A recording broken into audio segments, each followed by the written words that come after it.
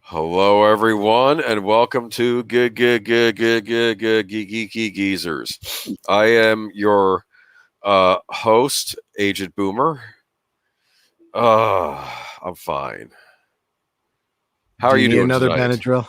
I'm not, if I take another Benadryl, I will be.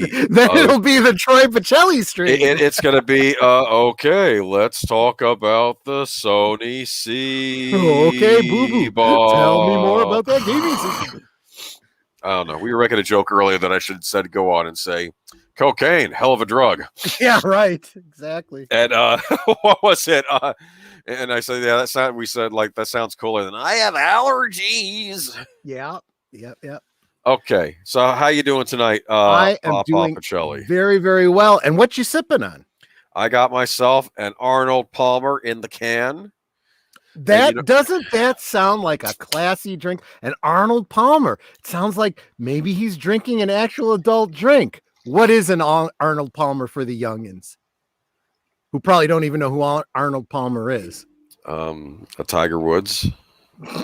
By the way, I said I have an Arnold Palmer in the can, and you didn't say better let him out. Well, better let him. Nice. Okay, let's no, move on.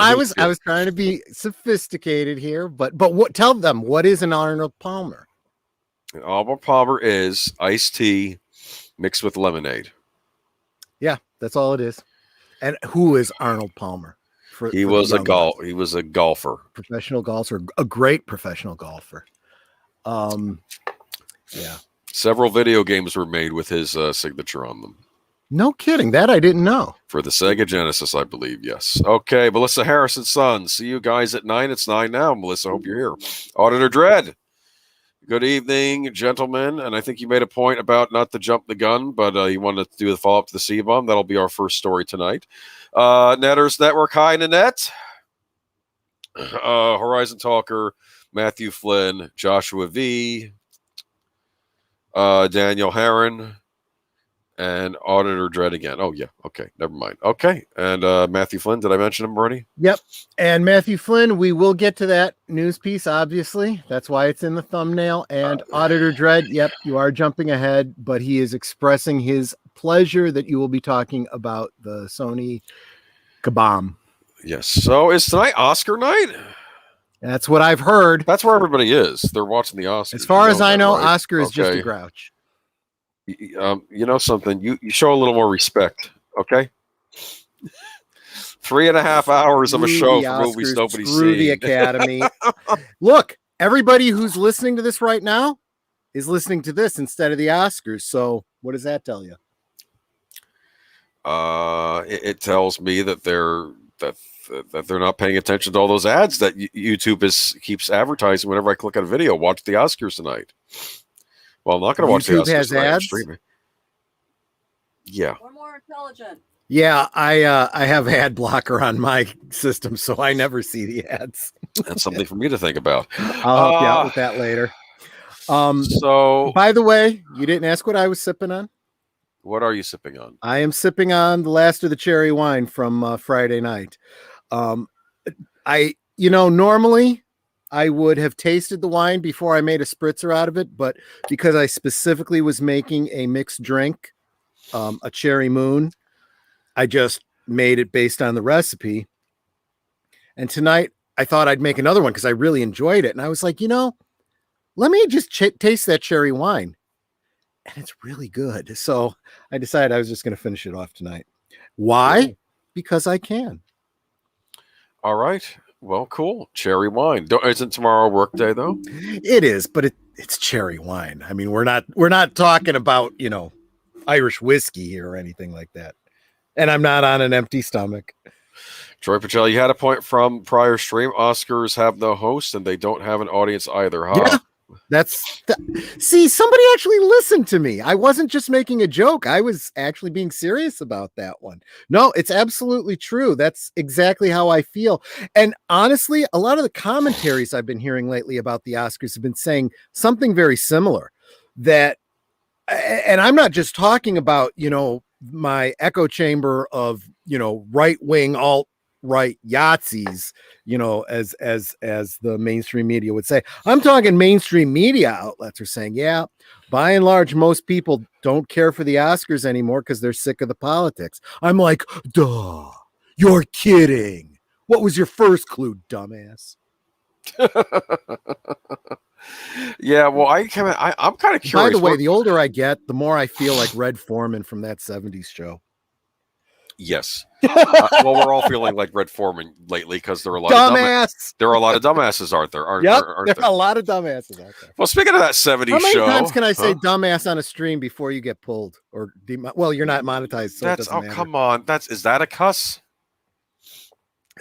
Compared to it's not like I'm saying the actual word for the croup or just say what those mostly peaceful protests actually are. Those things will definitely get you pulled. But you can say hell damn fart all you want. Fart. Okay. Anyway, that's a George Carlin bit.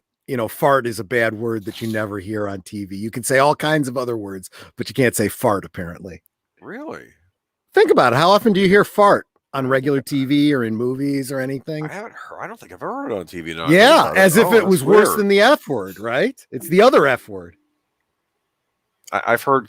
Never mind. This is good. This I don't want to take this stream into the gutter tonight. Okay, I was going to say I've heard cut the cheese, but anyway, let's move on. Dude, for crying out loud, you got me as a guest host, and you're concerned about getting the stream dragged into the gutter. Well, I am here as the as the co-host to keep things elevated. You're going to moderate me. I'm going to moderate you tonight. Let's do this thing. And you'll be canceled 10 times, I'm sure, before the stream is over. Anyway, I hope so. That's my goal. Anyway, I'm feeling like this is dragging. Of course, it could be the Benadryl. Let's talk about the good old days. So, are we going with the topic that we discussed the other night? We're going with you want me to tell a story? Tell a little story. We're going to talk a little bit about toy displays. Your most memorable toy display. Gosh, okay. Let me tell you something. So, we're going to do the Wayback Machine. Going back in time to the early days of eBay. Okay, when it was new, when it was more fun, when it was less restrictive, and for whatever reason, Netter just took to it, and I didn't. I should explain something about our family. We run our finances in the Pacelli household in a very Japanese household sort of way. Okay, we both work. We both put our money into the same bank account, but I feel that my wife is the best suited for budgeting us, keeping the checkbook, so to speak. I say checkbook, it's not literally a checkbook, but you know what I mean. Keeping the ledger or whatever you want to call it. She's just better at that than I am. We each have our skills. So it is our money, but and I'm not asking her for permission to spend money, but I am saying, do we have it in our finances for me to buy the Tribble of the month or whatever, So when she started exploring eBay, she bought things, she sold things, she did her eBay thing. She started her eBay store, which is the Grot Shop, _Grot, GROT shop, SHOPPE. On eBay. And she just out of the blue, she said, hey, can you think of something that you've always wanted that you don't think you could ever get? Something that we could buy, obviously not something that she could do for me. That's a different conversation. But I said, yeah, there's something. I said, I think it's probably out of our price range. But I would love a Millennium Falcon Extraordinaire, which was back in the mid 90s, a Toys R Us display, store display of the Millennium Falcon toy, but blown up to a larger size, vacuum formed plastic that hung from the ceiling. Okay. The reason being is it is the appropriate scale for the action figures, the 3 3/4 inch action figures. Most people realize that the classic Millennium Falcon, vehicle for the 3 3/4 inch action figures was just big enough to fit Han and Chewbacca in an oversized cockpit next to each other. And as you know from watching the movie, the cockpit is really big enough for the pilot and co-pilot with 3 or 4 people standing behind them. See, so this 6-foot display, approximately 6 feet around, is appropriately sized. And then I could build dioramas inside of it to make it, as accurate as possible. I said, if you can find one of those, that would be pretty cool. And I figured it's probably pretty rare. They only had them in stores. Somebody probably glommed them and took it home and is selling it for big bucks. And I want to say Nanette spent something like $600 on it. $580. $580. Okay. And it was a great little, bidding war that she got into with somebody. And she did the whole wait until the last minute to put in her final bid, and she got it. And it's not heavy, but it's not something that could easily be shipped. They would have had to have charged dimensional weight on that. So we literally had to drive out to Cleveland, Ohio to pick it up. And I borrowed a buddy's Jeep because I figured we might be able to fit it in the back of the Jeep. Come to find out, it was actually too big to fit in the back of the Jeep. We literally had to strap it to the cargo top. And so we had it wrapped in, the guy threw in a sheet to cover it, as we were driving. And, the sheet would flap and you could still see the cockpit, and people literally saw this giant Millennium Falcon on top of the Jeep, and we'd get honks and waves and thumbs up as we were. It'd funny if you had been blaring the asteroid right theme from exactly. from Empire. I thought about that. the packing cushions from inside moving trucks. What do you call moving? Oh, that's right. We had it strapped down with cargo straps too. That's right, because we were a little afraid that it would catch the wind and blow up. I was really concerned about it.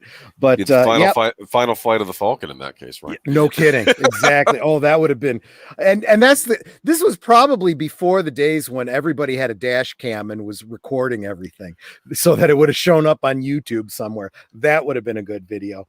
But and I'm still working on that. I dropped the bottom out of the cockpit so that I could customize the cockpit and whatnot. And I've got all these different schematics of the interior cutaways of the Millennium Falcon. So the backstory that I found out about it, the reason, you expect a store display to be fairly rare, right? Mm. But these are actually more rare than many store displays because they had lighting inside of them.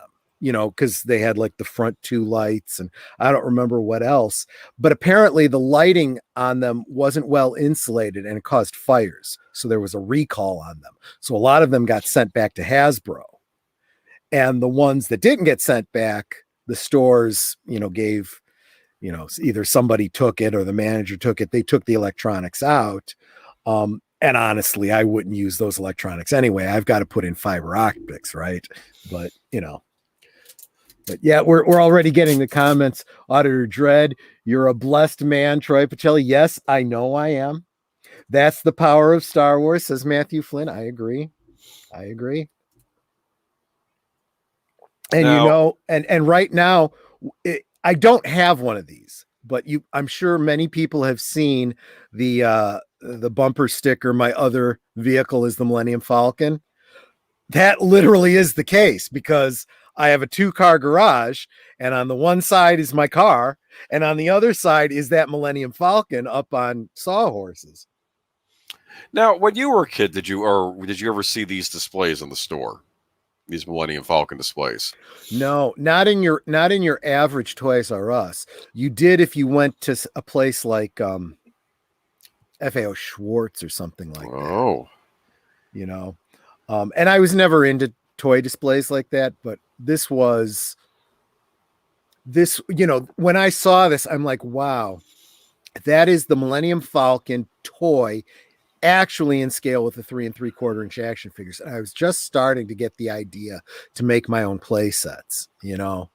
And so that's one of those long-term projects for me. Now, what was the inside laid out like the actual Millennium Falcon? Or it has No, some there work is done? no inside. It literally is a Okay. hollow vacuum form of the toy. So imagine, a clamshell of what on the outside it looks like a blow up of the Millennium Falcon toy. On the inside, it's just hollow, which gives me a lot of room to do whatever I want. In fact, the whole back area, which is where the engines would be, I'm probably going to put in like a lighting system for the back, for those blue engines in the back. And that section's just going to be sectioned off where I'm going to put in like a bunch of batteries and electronics and stuff, sound effects and everything. So this is better than the toy, that the original Millennium Falcon toy, or is this just like an alternative? I think for me, it's kind of an alternative, a bigger alternative, because I also have the vintage collection, slightly larger, but still not quite in scale. Millennium Falcon that they put out that's got the electronic sounds and the electronic lights and stuff. And I'm going to reuse the chip in there with an audio booster, in the bigger one. Or I might just create a new chip with all new sounds. I'm not sure yet. Yeah. The only Millennium Falcon I had growing up was a die-cast toy that was made, I guess, in the late 70s. You know the one I'm talking about? Yeah, it's not like real tiny. It's like hand size, like the size of your hand. Yep. It has the feet that come down. I still have it actually. And, what I loved about those, and those were toys that I wished I had kept. I had all of those. I had the X-Wing. The Land Speeder, the TIE Fighter, the Y-Wing, the Millennium Falcon. Have I gone through all of them? Was that all there was? They didn't. I only had the one because I was really little when I got it. And from what I heard, they were not heavy in production because I think they realized the kids wanted the big figures. They didn't weren't interested in these little toys. So that's the weird thing about Kenner, right? Kenner introduced in a time when 12-inch action figures, G.I. Joe, Action Man, $6 Million Man, all of those, Barbie, right, were the toys of choice, the action figures of choice. It was late 70s and the oil crisis was in full swing. So plastic became a premium. Oh, sure. And so they realized, we could put out more action figures in a smaller scale for, about the same price because, plastic is so expensive. And we could do play sets and vehicles for smaller figures that you can't really get away with. I mean, you could put out a rocket ship for the $6 Million Man, but they didn't sell very well because they were so expensive.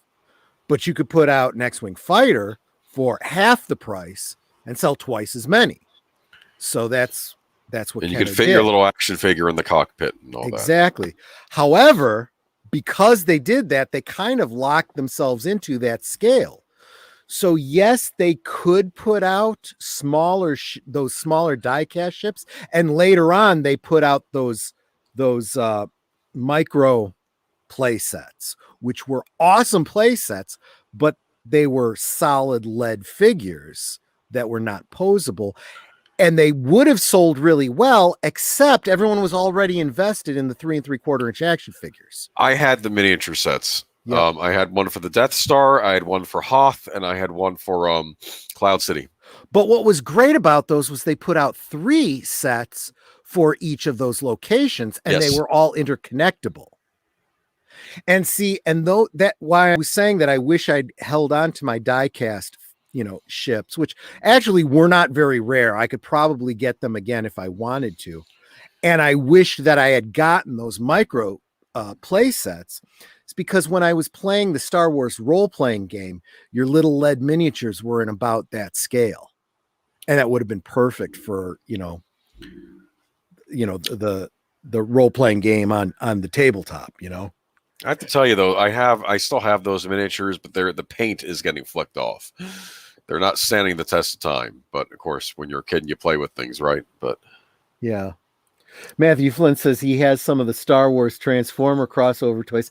I never really understood those kinds of things, those crossover toys. It's like a TIE fighter that would, fold up into a Darth Vader-esque droid or something.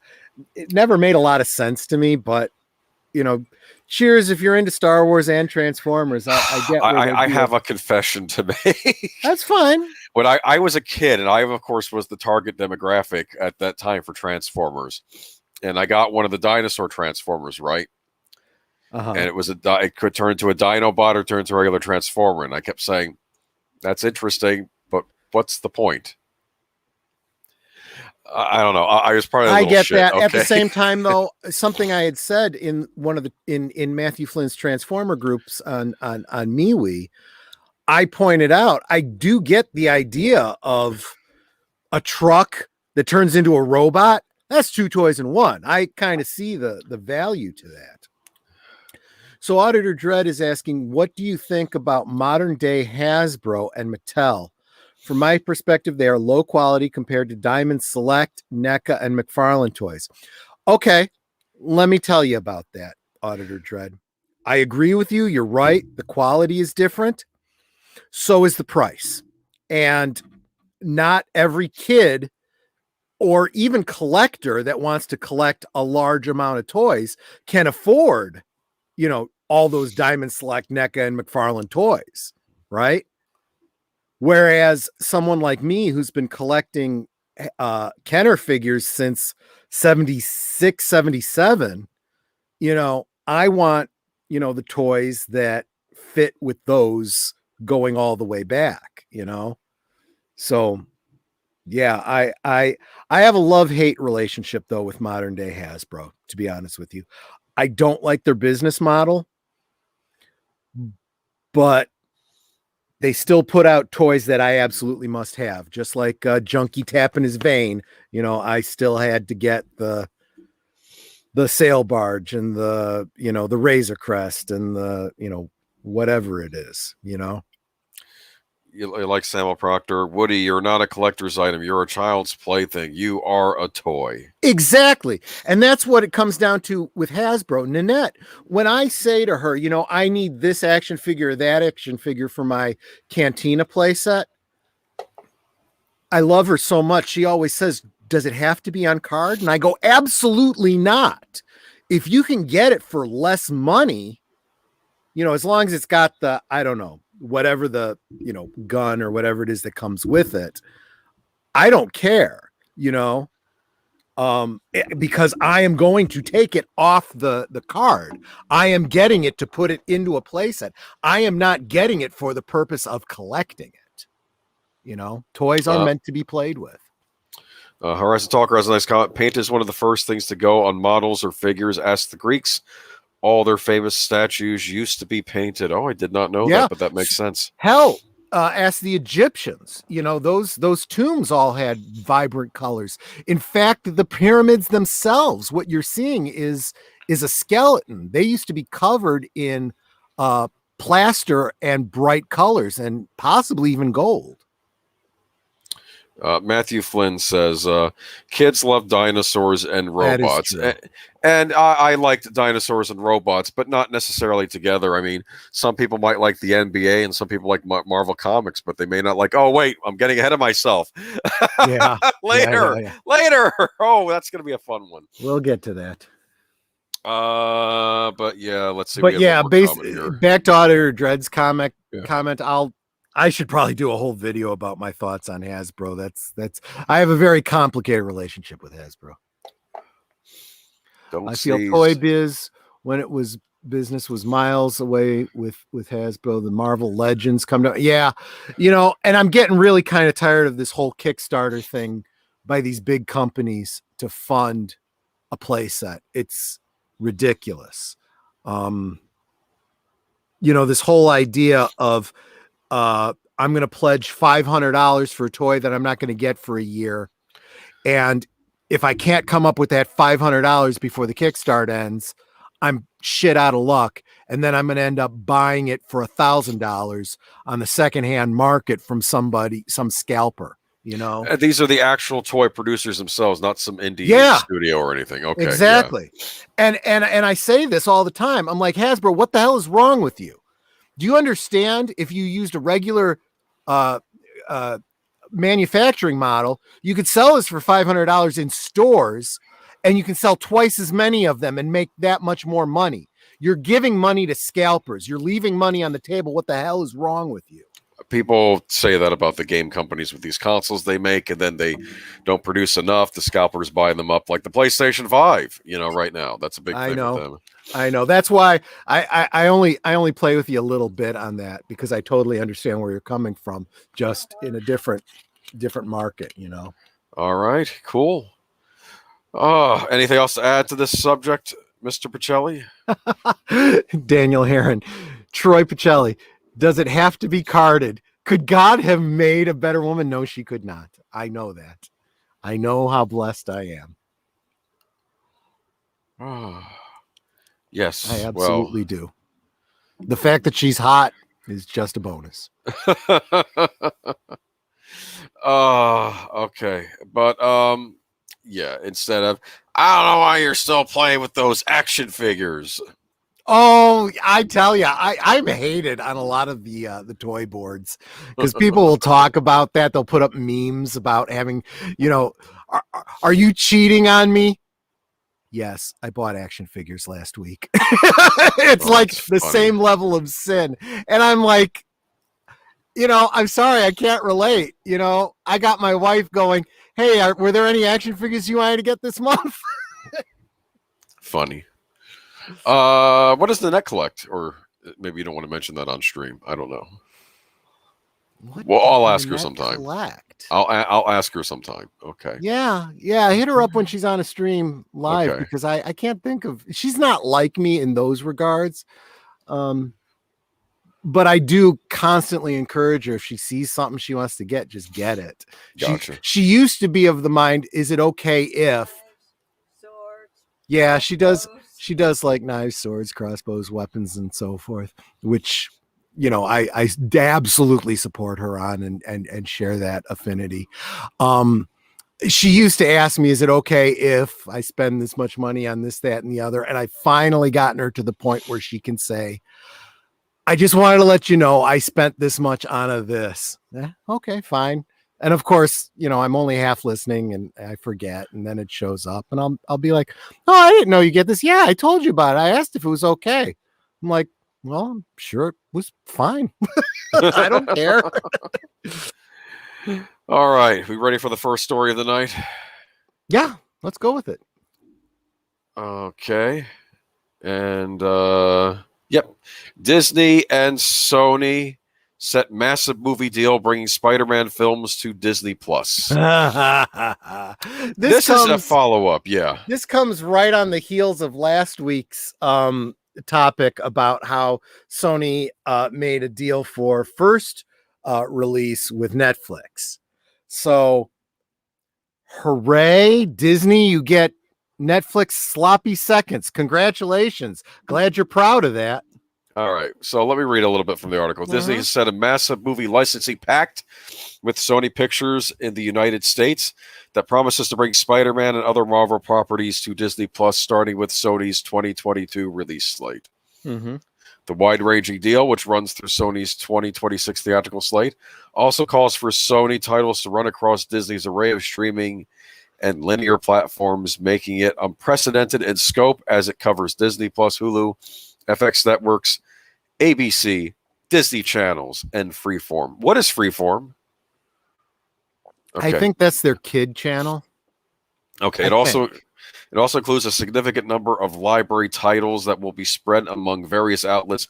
Hulu will gain access to what Disney described as a significant number of library titles starting in June. Okay. Well, this is kind of weird. Okay, this agreement comes to the heels of Sony's output deal with Netflix for titles in the lucrative post-theatrical release pay window. The Disney deal covers subsequent TV windows, meaning that the titles will land on Netflix first, about 9 months after the start of a film's theatrical run. Disney is scooping up for multiple platforms the windows previously reserved for ad-supported cable and broadcast airings of movies. So they get the movies next. Is that what that's basically saying? Yeah, an update for you. Freeform is American multinational basic cable channel owned by ABC Family worldwide, subsidiary of Walt Disney, subsidiary of Walt Disney Company. So it's a worldwide version of ABC Family. So in other words, you won't be able to see any of those in quotes problematic Disney shows on there, which means they must not have any freaking content. So what do we think of this? Are we excited? I think it's hysterical. Again, they're basically what you put this in contest with last week's news article. They're basically getting Netflix sloppy seconds, and they're proud of it. Because let's face it, there had to be some kind of a deal, right? Whoever has first crack at it, Disney eventually has to be able to share it because they do own the character. So they had to have some kind of rights to it. So is this to make the investors happy? Like they hear the news, what? Sony's getting Spider-Man? I thought Disney owned that. Oh, no, we're getting it. We're just, Honestly, I don't know, because in the business sphere, as well as the fan sphere, looking at Disney looks like the business equivalent of a cuckold here. They really are. Because if they weren't in such bad financial situations, they would be making a major power play to get Spider-Man back, like they did back when they bought 20th Century Fox to get the X-Men. But now, because they have effed up Star Wars so badly, or allowed it to be effed up so badly, because Marvel is starting to tank, as evidenced by the numbers for WandaVision and, Black and White America and everything else that they're doing, they're effed, and their parks all being closed and not getting any business and catering to the purple hair people. They have no money, so they can't do anything. They have no power. The mouse is not the big knuckle breaker that they used to be. I already own these Sam Raimi Spider-Man films and the Homecoming stuff. The only incentive they have is the Spectacular Spider-Man series. Well, but not everybody owns these things. Some people say, no, I just want to watch it on my streaming service of choice. Then you're a fool, because you own nothing and you should own physical media. I always say it, and I will always say it. I was having a little tantrum the other night when we were going to watch Under the Cherry Moon and on Troy's channel. And I'm like, surely one of these many streaming services I have access to has Under the Cherry Moon. Nope. Though it is a Warner Brothers movie, so it's possible it's on HBO Max. I don't know, though. And it turns out that it wasn't. And if it is, it's available for a $4 rental fee. Look, here's the problem that I see. We always talk about how many streaming services there are out there, and we bemoan this, and we say, look, I cannot afford to to subscribe to all of these services. This is becoming premium cable all over again. I am not going down this road. This is what's driving a lot of people to the high seas. Not that we're condoning that, but my point is, this is business, okay? So what do you want to do to make your service as attractive as possible so you get the subscription over the other guy? You need to have content. Who has all the content? Disney has all the freaking content, but they're not putting it out there. Warner Brothers has an incredible amount of content, but they're not putting it out there. Make it part of your library, and people, what's the thing from Field of Dreams? Build it and they will come. Give them the library and people will come. But they're not doing it. No. And then they're surprised that people are not willing to pay them the monthly subscription fee for the honor of renting movies for $4 a pop. We're not going to build it until you decide you want to come over here, okay? Because that's their attitude, right? Yeah, well, that's not how business works. That's not how business ever worked. And the fact that you should even have to tell these businesses that is flipping ridiculous. Okay, well, speaking of companies that we have some issues with, we're going to start tonight with Disney again, and I'm going to start off with the Orlando Sentinel op-ed. Okay. Oh boy, I'm going to read from this article too, and this is from the Wrap. Yeah. Okay. Now before you read this, let's give a little context. The Orlando, what's the name of it? The Sentinel. Orlando Sentinel. Yes. Not exactly what you'd call a right-wing type of paper. It's definitely very much in the mainstream media, left-wing, kind of thing. Take it away, Boomer. Okay. Now, this is not from the Orlando Sentinel. This is not the op-ed because you had to pay to see that. But I found another article talking about the op-ed and the aftermath from it. And it mentions a little bit about the op-ed in here, too. So I'm going to read to you from it. This is interesting, okay? A self-described Christian and conservative Republican Disney fan was roasted on social media for arguing in a Friday op-ed for the Orlando Sentinel that changes the Disney World Splash Mountain, Jungle Cruise, and Pirates of the Caribbean rides were ruining his experience at the theme park for the sake of, quote-unquote, political correctness. Yep. We are already off to a good start, huh? What do you think? Exactly. Okay.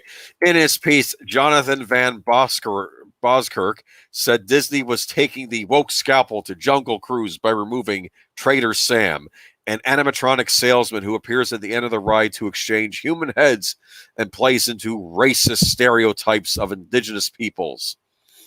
But Van Buskirk said Trader Sam was a quote-unquote funny and silly caricature and no more based in racism than every Disney caricature of an out-of-touch white American dad. Every Disney character of an out-of-touch American dad. Yeah, okay. Yeah, dads kind of are made fools of, right? In a lot of media. Okay.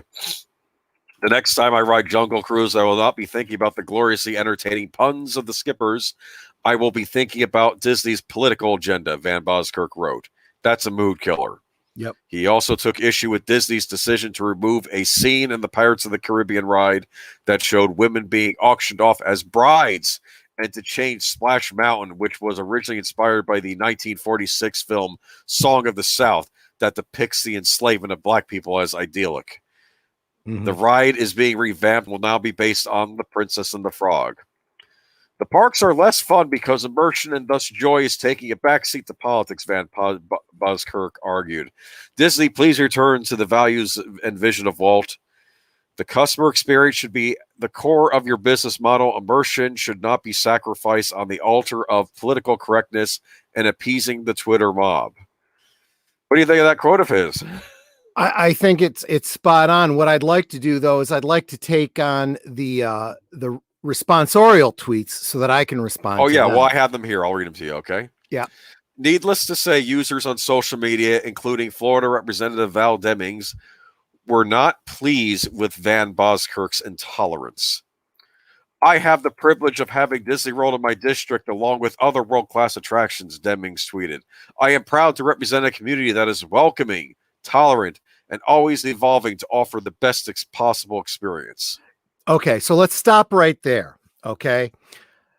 Deming, yes, you have the privilege of having Disney World in your district. You have the privilege of the fact that the number one draw to your district is losing money because of shit like this. You dumbass. Just saying. Okay. Nobody wants to go to the parks because of this. His point is not about the value of social justice. It's Disney has created a brand of an immersion. Okay. And anything that draws you out of that immersion is bad. It always has been. There is videos upon videos of behind the scenes of how Disney does things to prevent crying kids and lost wallets and things like that from breaking the immersion for everybody.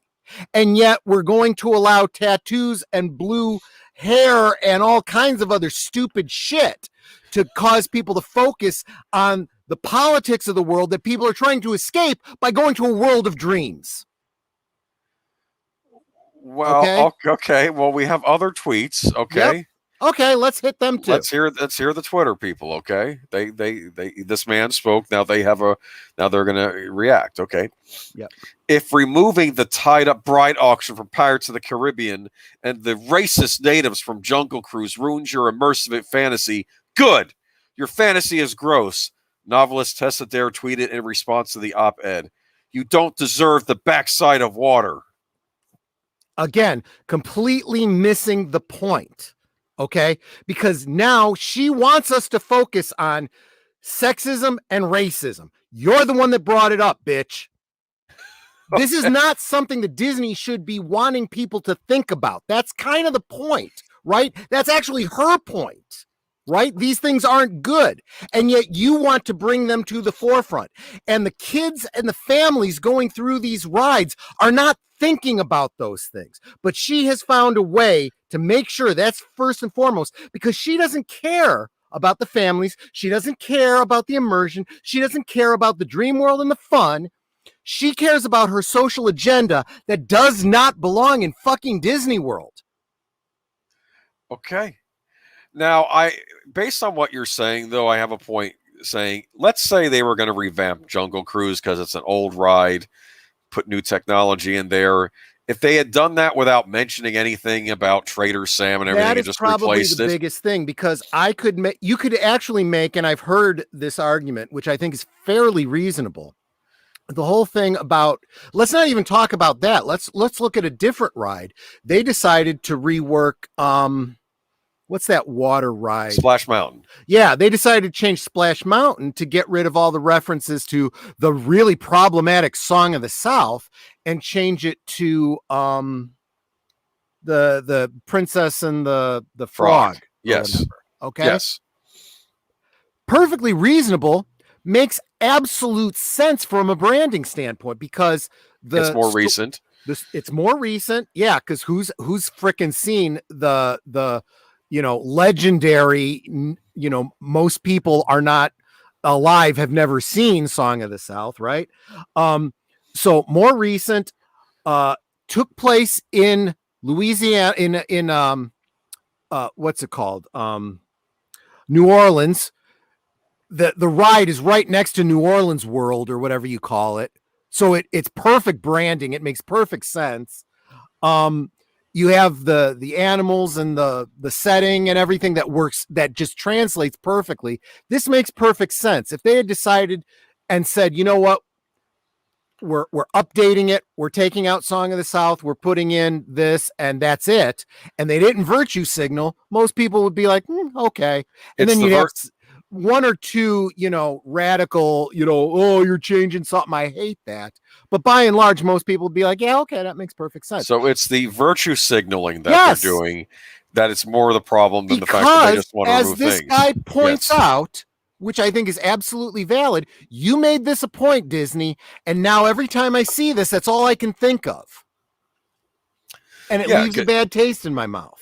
Because now I don't care why he feels the way he does. He's expressing something that about 50% of the country feels. We're sick of the woke bullshit. The last election pretty much said that. Okay. And that's fine. If you want to say those people are all evil, then you need to be fine with losing half of your business and possibly going bankrupt as a result. And those of you that think this guy's an asshole and feel he doesn't deserve to go to Disney World, great. How are you going to feel when Disney World closes up and you can't fucking take your ass there? Okay. Anyways, Troy, there are two more tweets here. You want to read them? Sure. Let me rip them apart too. Okay. This is one from Patton Oswald. Oh, he's an asshole. Go ahead. Okay, all right. I thought this would fire you up, this story, but I didn't. Okay. If ever something demanded a TikTok video response from at Scott Size, this is it. Comedian Patton Oswald tweeted referring to the comedian whose TikTok videos roasting customer complaints have gone viral. Okay.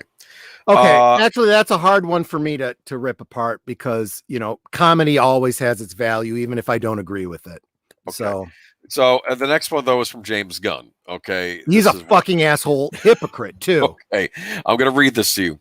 The quote unquote wokeness specifically is seeing cast members' tattoos and removing a character named Trader Sam from Jungle Cruise. A grown man sees these things or doesn't see them and gets all worked up, and the experience is ruined for him. Somehow he doesn't see this as his problem. James Gunn. Wow. Well, I would say a grown man that makes jokes about diddling kids and then gets canceled, then gets his job back, and then says, I'm in full support of Gina losing her job. He can go fuck right the fuck off. Okay. Anyways. These people are fucking hypocrites. They don't have the moral high ground to make comments like this. Anyways, well, I think he feels he's invincible. That's probably what's going in here. I have a question. No, he does because he has the right politics. Is Trader Sam still there now as we speak? No, he's been removed. Okay. What has he been replaced with? However, if you want to see him, he's still at Disneyland Japan. Okay, Just so saying. they have in fact removed it. Okay, all right. But yeah, well, I'm going to say this too. These Disney parks, they're not cheap. Exactly right. You talk about entitlement. You're damn right he's entitled. He spends thousands of dollars to take his family there. He's got a right to his fucking opinion, you assholes. Anyway. A lot of these people are people that can't even afford to fucking go to these parks. Okay. All right, Troy. Okay. Anyway, I just wanted to lay this out here. If you do want to complain about these things publicly, the Twitter mafia will come after you. Exactly. That's why I'm not on Twitter. Fuck Twitter. Okay. Follow me on MeWe, Troy.Pacelli at MeWe.com. They said that the Orlando Center put this up because they say they're not getting any views or anything because I guess they've been very one-sided, over the years. And there someone else, a representative for the paper, kind of pointed. Actually, the article itself. Let me go back. Didn't it say something about I don't know. I'd have to read the original piece. Oh, this is from the Wrap. This isn't from the original. This is just quotes from it. But the original piece actually says something about how tourism is down and how, the parks are struggling and stuff like that. And that framing is lost by all of these people commenting and even by this article from the Wrap. Do you understand that this paper, which again, very left-wing, very mainstream media, realizes that their livelihood, which is tourism, is suffering because of decisions like this? So if you're fine with people losing their fucking jobs and possibly Disney World going out of business, then great. Have your moral ideals and preach your gospel. But, most people are a little bit more realistic than that. Zootopia has a comment. I guarantee you that someday SJWs are going to call Walt Disney racist and will demand that Disney change his name. I'm going to say this. I'm going to say this. No, that statue of him and Mickey, it's coming down at some point. I don't know when. You always see it like in the advertisements for the park. That's going away someday. I don't know when they are going to take it down. Honestly, is the last step before Disney ends up closing up all the parks, because this can't continue. They cannot make the money unless they're going to keep making subsidies from our corrupt government. I mean, that is a distinct possibility, but that's the only thing that's going to keep these fucking parks around. Okay. But left alone, Disney being tolerant, just ask Gina how tolerant they are. Yes. Well, let's be honest with you. The quote unquote tolerant laugh. Let's be real here. That's not been a thing for a while. Okay. Right. So anyway, but let me see. That's why Candace Owens keeps referring to them as the regressive left. They used to call themselves progressive, but they are clearly regressive in every way. Everything they say they stand for, whether it's women's rights or the rights of minority, they're setting these groups back by decades. Horizon Talker says Disney can't close its parks. Troy Pacelli, social justice protests shouldn't have consequences in real life. Yeah, well, yeah, exactly. Okay. I'm sorry, but reality doesn't care about their feelings. It just doesn't. Okay. Well, we're moving on. Okay. Anything else to say about this? I have to tell you, last time I was at Disney, I know I was pretty quiet about this topic. I probably should have contributed more. Yeah, I know. Well, here's my feeling. If they want to go ahead and change things to be more PC, it's annoying, but whatever. It's the fact that they keep virtue signaling about it, which I think is drawing a lot of this stuff. Because, you're thinking, well, I enjoyed that thing. Am I now bad for enjoying that thing? Am I now currently enjoying something that's going to be considered a problem in 20 years? Okay. And they make I don't themselves know. a laughing stock because everybody points out, well, you're real tolerant until it comes to someone like Gina. You're real tolerant, when you're talking about the concentration camps in China, that you're thanking, you're real virtuous, Disney Corporation. And they get many products made in certain places in the world. That's sure. And and all the crap that you're selling, is made in sweatshops by kids that lose their fingers. Yeah. Well, we're not supposed to talk about that. Okay. Anyway. Next topic. Okay. Hey, Pixar seeks young. this is serious business. No laughing now, or maybe. Oh man. Okay. I'm reading the title. Okay. Go for it. Yeah. Pixar seeks young actor to play transgender teen. Sure, because why not? Okay. I'll read you the article. Okay. Yep. Disney has been moving towards. Shouldn't that be toward? Not toward. Anyway. Whatever. Disney has been moving towards a much more inclusive and diverse direction with the Walt Disney Company, and that includes their film division. Mm-hmm. Recently, Disney even changed the quote-unquote Disney look at their parks to allow most tattoos to show, as well as gender-inclusive hairstyles and cast member costumes, as well as painted nails and piercings. Mm-hmm. Okay. Well, Transmarch at Transmarch on Twitter recently posted a Pixar casting call. They said, "We have confirmed this is legit, so share away." Okay, so apparently this is legit. So I was. They also shared this update as well as the note that they are unaware of whether the casting call is for a full-length feature or a short film. Sorry, folks. We should have been more specific with how we know this is real. We talked to the casting director and they sent us this flyer. They're reaching out to other orgs as well, but we got the sense that we're the first to post about it. According to the casting call, Pixar is now casting a youth actor for an upcoming animated project. However, the project name itself is not listed. Mm-hmm. The character is Jess, a 14-year-old transgender girl who is a quote-unquote compassionate, funny, and always has your back. Pixar is looking for a voice actor between ages of 12 and 17 who can authentically portray a transgender girl. Now, let me underscore that, okay? They are looking for an actress, 12 to 17 years old, who can authentically portray a 14-year-old transgender girl. That phrasing is important, okay? What does it mean to authentically portray a 14-year-old transgender girl? I bet you dollars to donuts, they specifically are seeking a transgender girl. Because there's no such thing as acting anymore. You actually have to be what you are portraying because my representation. And this is their way of saying that they are discriminating without discriminating. All right. So should I go continue? Mm-hmm. According to the casting call, Pixar is... Okay, I already named that. Okay. This will be the first time any Pixar or Disney animated movie will have an openly transgender character. Interestingly, Pixar is choosing to showcase the role of a teenager, which could be very helpful to many other transgender teenagers who end up watching the film and are finally able to see themselves represented on screen. We have, however, started to see a lot more LGBTQ plus representation in the Marvel world, specifically in the comics that could potentially appear on screen in the Marvel Cinematic Universe in the future.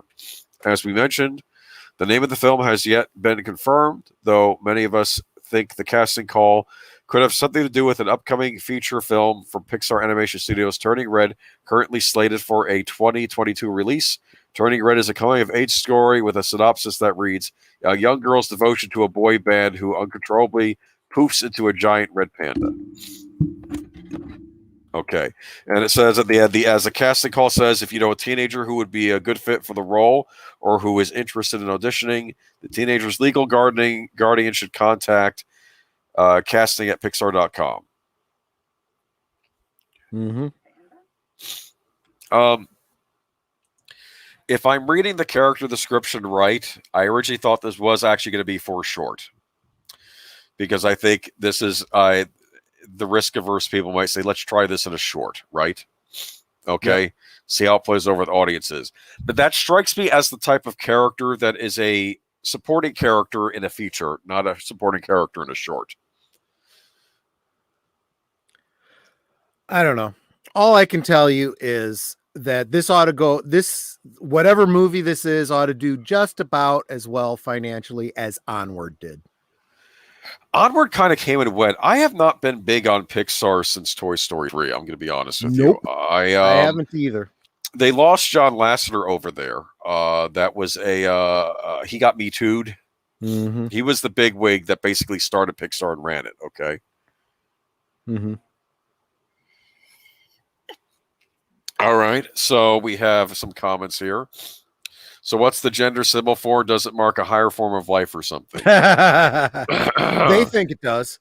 They absolutely do think it does.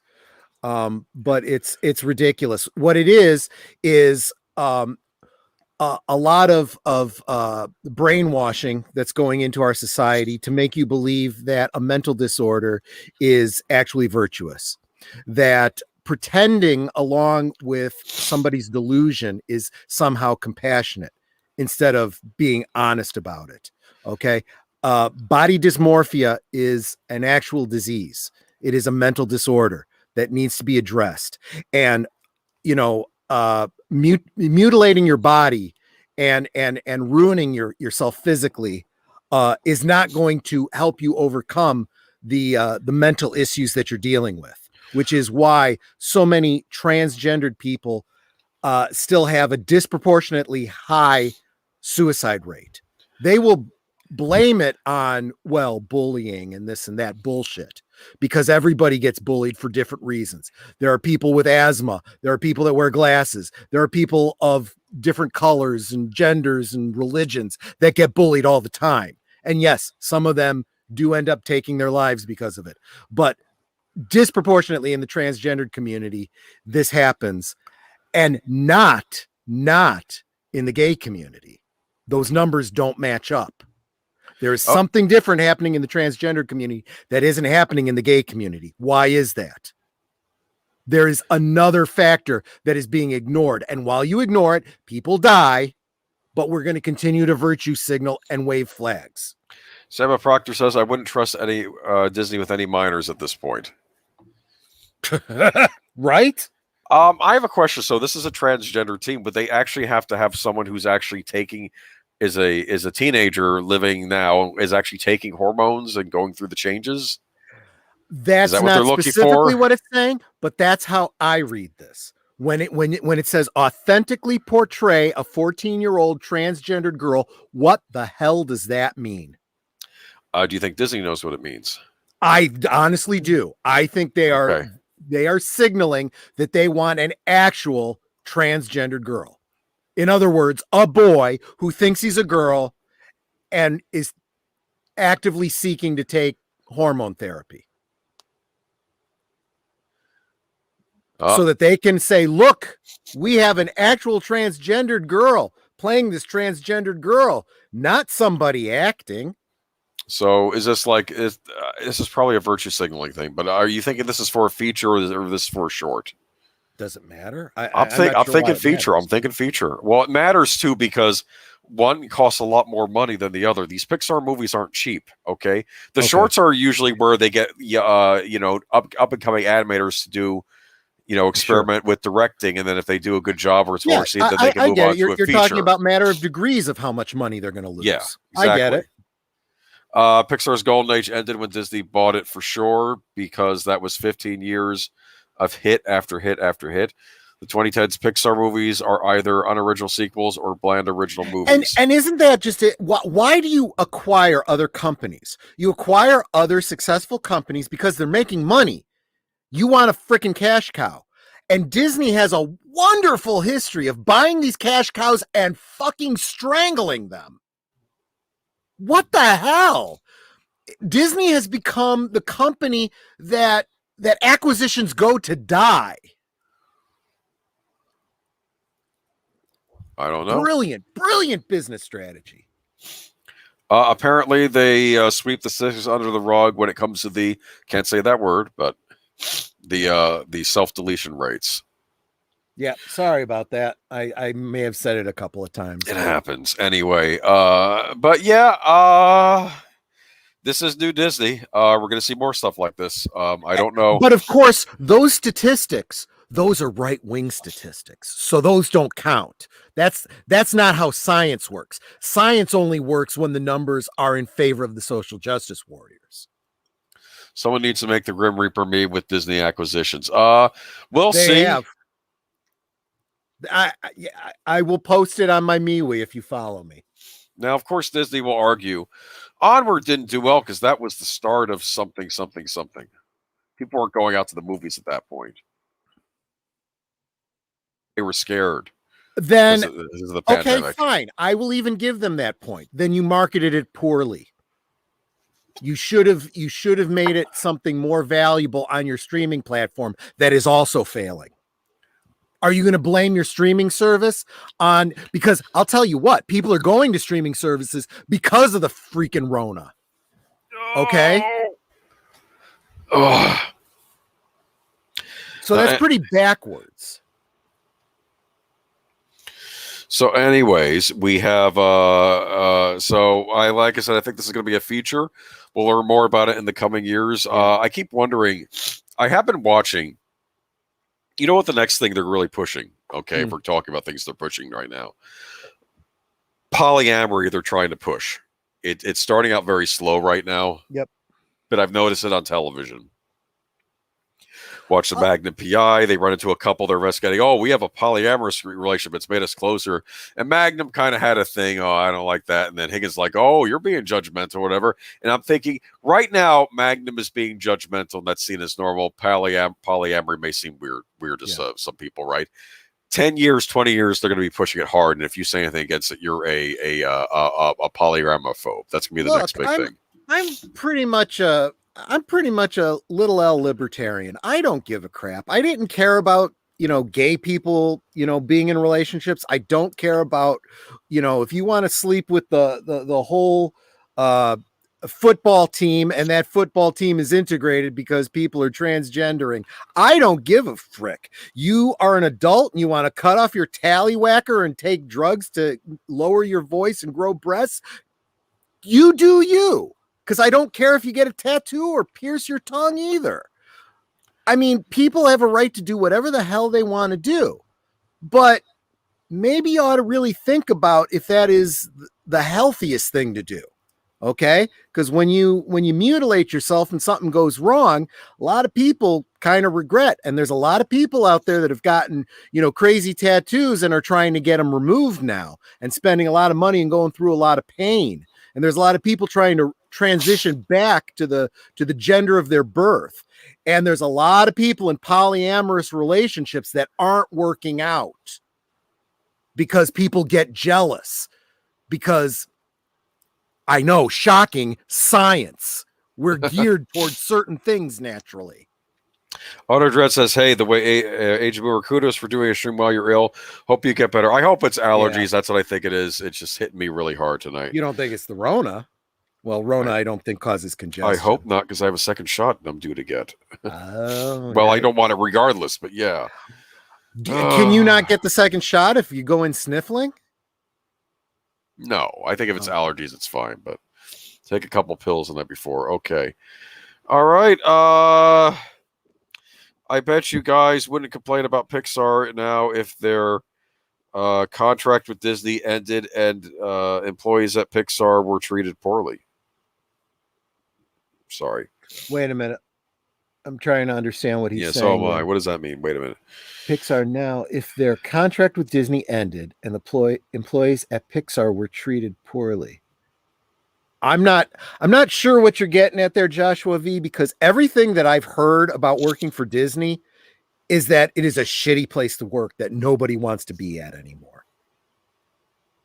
So if Pixar's contract ended and they let Pixar go, I think things would turn around. What if WB or Paramount bought Pixar after The Incredibles? Oh, well, like if somebody else had them? Oh, yeah, maybe. Well, frankly, I have to tell you, Joshua V. These days I'm complaining about almost everybody. I was actually a few months ago. I was actually trying to cut Disney slack. I was trying to say, because it's way easier for a company just to reform itself and just dial it back a bit, and just go back to the way that just trying to make something that being the common square again, like they used to be. Okay. And I was thinking with stuff like the Mandalorian and other things that they were trying, that they were trying to go back. Maybe they realized they did some errors and they were quietly trying to go back. But obviously we were wrong. There are too many bad, as the expression goes, bad actors over there. And like my big target lately has been Warner Brothers. They're the ones I'm really gunning for. I don't know why. Something about Warner Brothers, but I know that the other studios have their own issues too. Yeah, Warner Brothers is no better. Warner Brothers is the home of the CW. I mean, what are we talking about here? Things are not going to be any better over at Warner Brothers either. Let me tell you something. Most people, when they're at the wheel of the Titanic and they see the iceberg, they try to turn the damn wheel so as not to hit the iceberg. Okay. All this stuff, even if it's too late, but all of these companies are going turn directly towards that iceberg and floor it. I've heard rumors that there were secret memos going on over at Universal that they too want to be going down in this direction as well. I don't know what that means for them because they never seem to announce any movies lately. They seem to be I know there's apparently another Fast and the Furious, I'm sure, in the works, but I don't know what else they're working on. Paramount is another company. As much as I hate what they've done with Star Trek and a lot of their CBS All Access shows, I keep thinking that maybe, like the light bulb will finally pop on and they'll realize, let's just put out good product. I'm keeping my fingers crossed. I haven't completely written off Paramount yet, but who knows? Look, all of my belly aching here, I still hold out hope that intelligence will prevail, reality will set in, and people will start going, you know what, our business is going to go away unless we, correct trajectory here. But until that happens, I take nothing but schadenfreude at the self-destruction of these big companies. Okay. Well, we have some positive Disney news for once. Yep. Marvel ESPN team up for NVN. Start over. Marvel ESPN team up for NBA game with Avengers story. Yeah, I even read this article and I didn't really understand what I was reading. I'm gonna read it to the chat real quick. This is a little I find this fascinating. This is from Variety. ESPN recently tested a bait cast for NBA fans interested in sports wagering and a kids cast of a Little League championship game aimed at the younger set. Now wait a minute. Did I hear you right? Yeah. Are they saying? I want to go back. I'm like reading that. Wait a minute. They're testing out gambling on kiddie sports. No, that was a separate thing. But the fact that they were doing a bet cast for NBA fans interested in sports wagering, I didn't realize the ESPN was involved in. Okay, that's interesting. I didn't miss that part of the article. No, the kids cast is something else, like Little League championship games. And Pete Rose can't get into the Hall of Fame. Fuck them. Okay, I know it's a different league, but still. Listen, okay, yes, come on, dude. Okay, now it's going to try what might be best called a Marvel cast. The Disney sports media giant on Monday, May 3rd, plans to air an NBA special edition, a game between the Golden State Warriors and the New Orleans Pelicans, that will weave elements for an original Marvel story and characters, including Iron Man, Black Panther, Captain Marvel, Captain America, Black Widow, and Doctor Strange into the live action.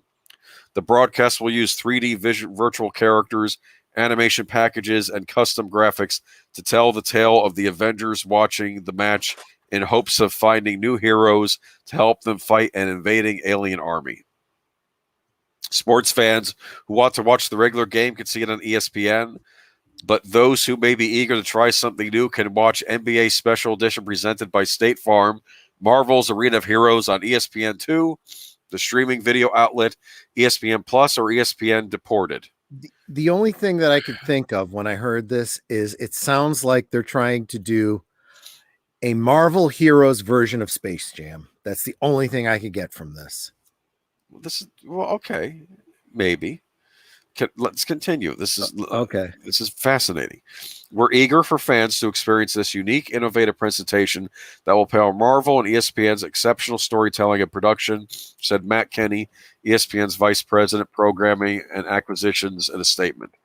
The Marvel cast will be anchored by ESPN commentators Ryan Ruocco and Richard Jefferson, who will hold forth from a Marvel theme.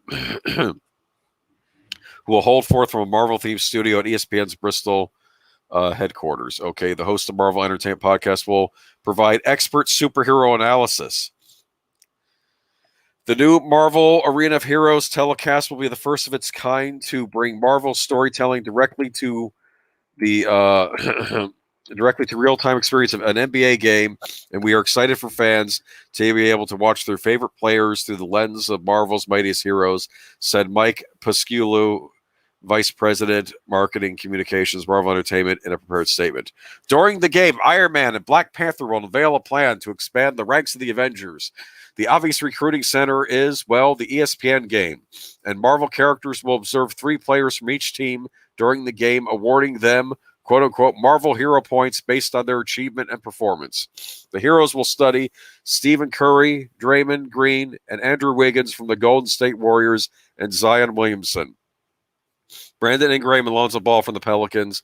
The players on the winning team who scores the most points will be crowned Marvel's first champion following the game. Every point, rebound, assist, steal, or block wins 1 Marvel hero point, but any missed field goal, free throw, or turnover means a hero point gets deducted. You think? This really raises more questions than it answers here. First, I want to go back to Matthew Flynn's comment. These articles need editors. That is so freaking true. I read all of these articles and I listen to commentators talking about these articles that can't get through a sentence because they don't use punctuation. They use the wrong words. It's like there's nobody editing this crap.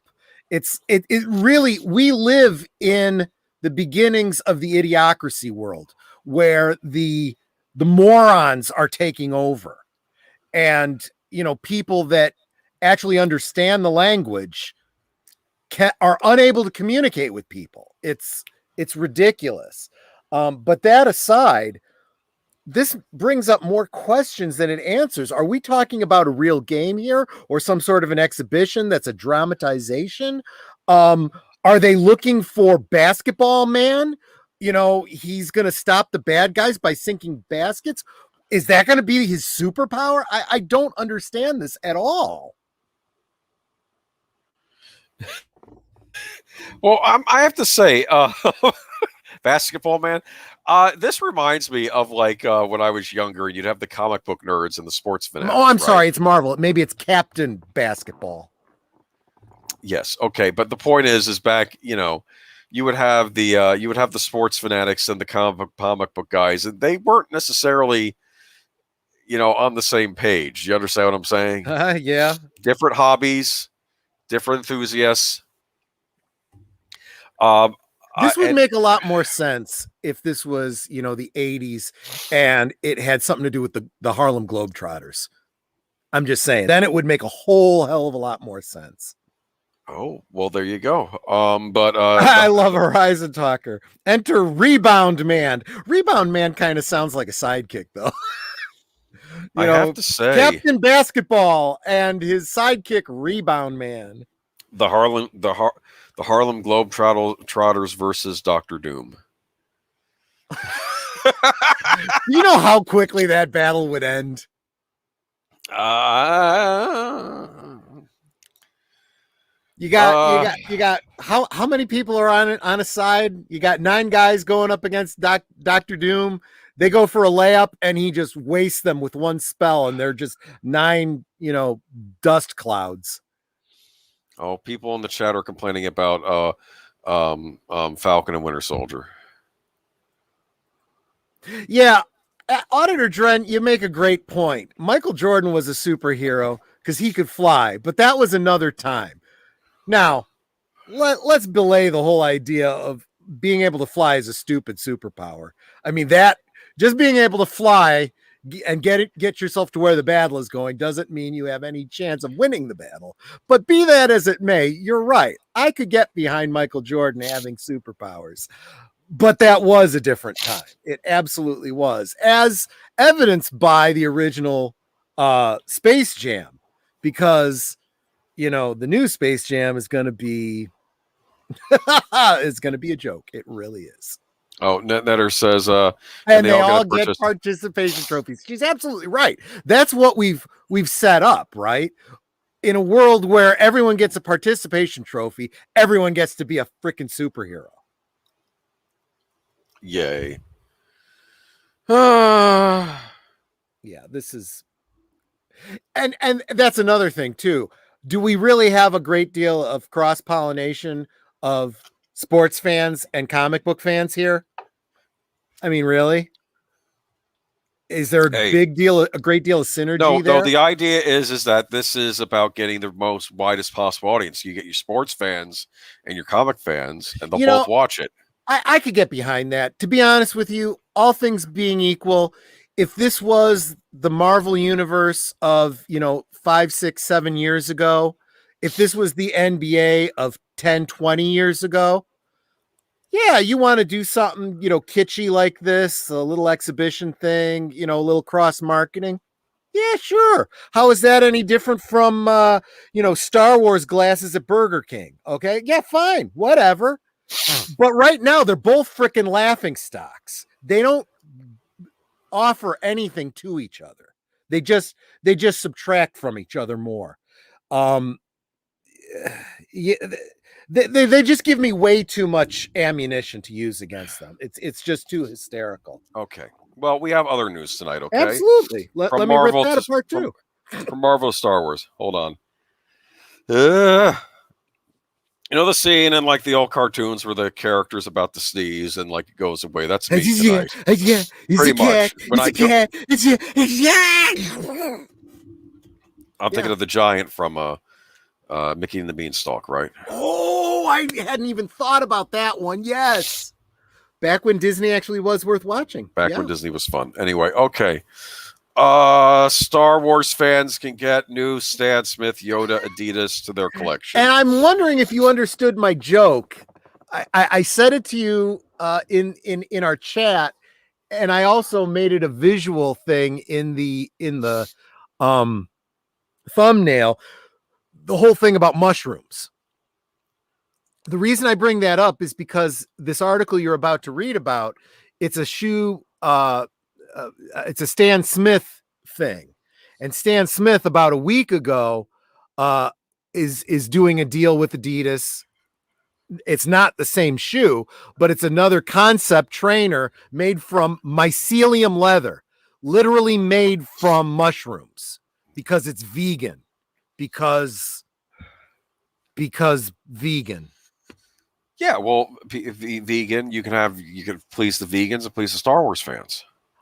I don't know. When these socialists end up taking over and you have to eat your shoes, it might be worthwhile for it to be made out of mushrooms, to be honest with you.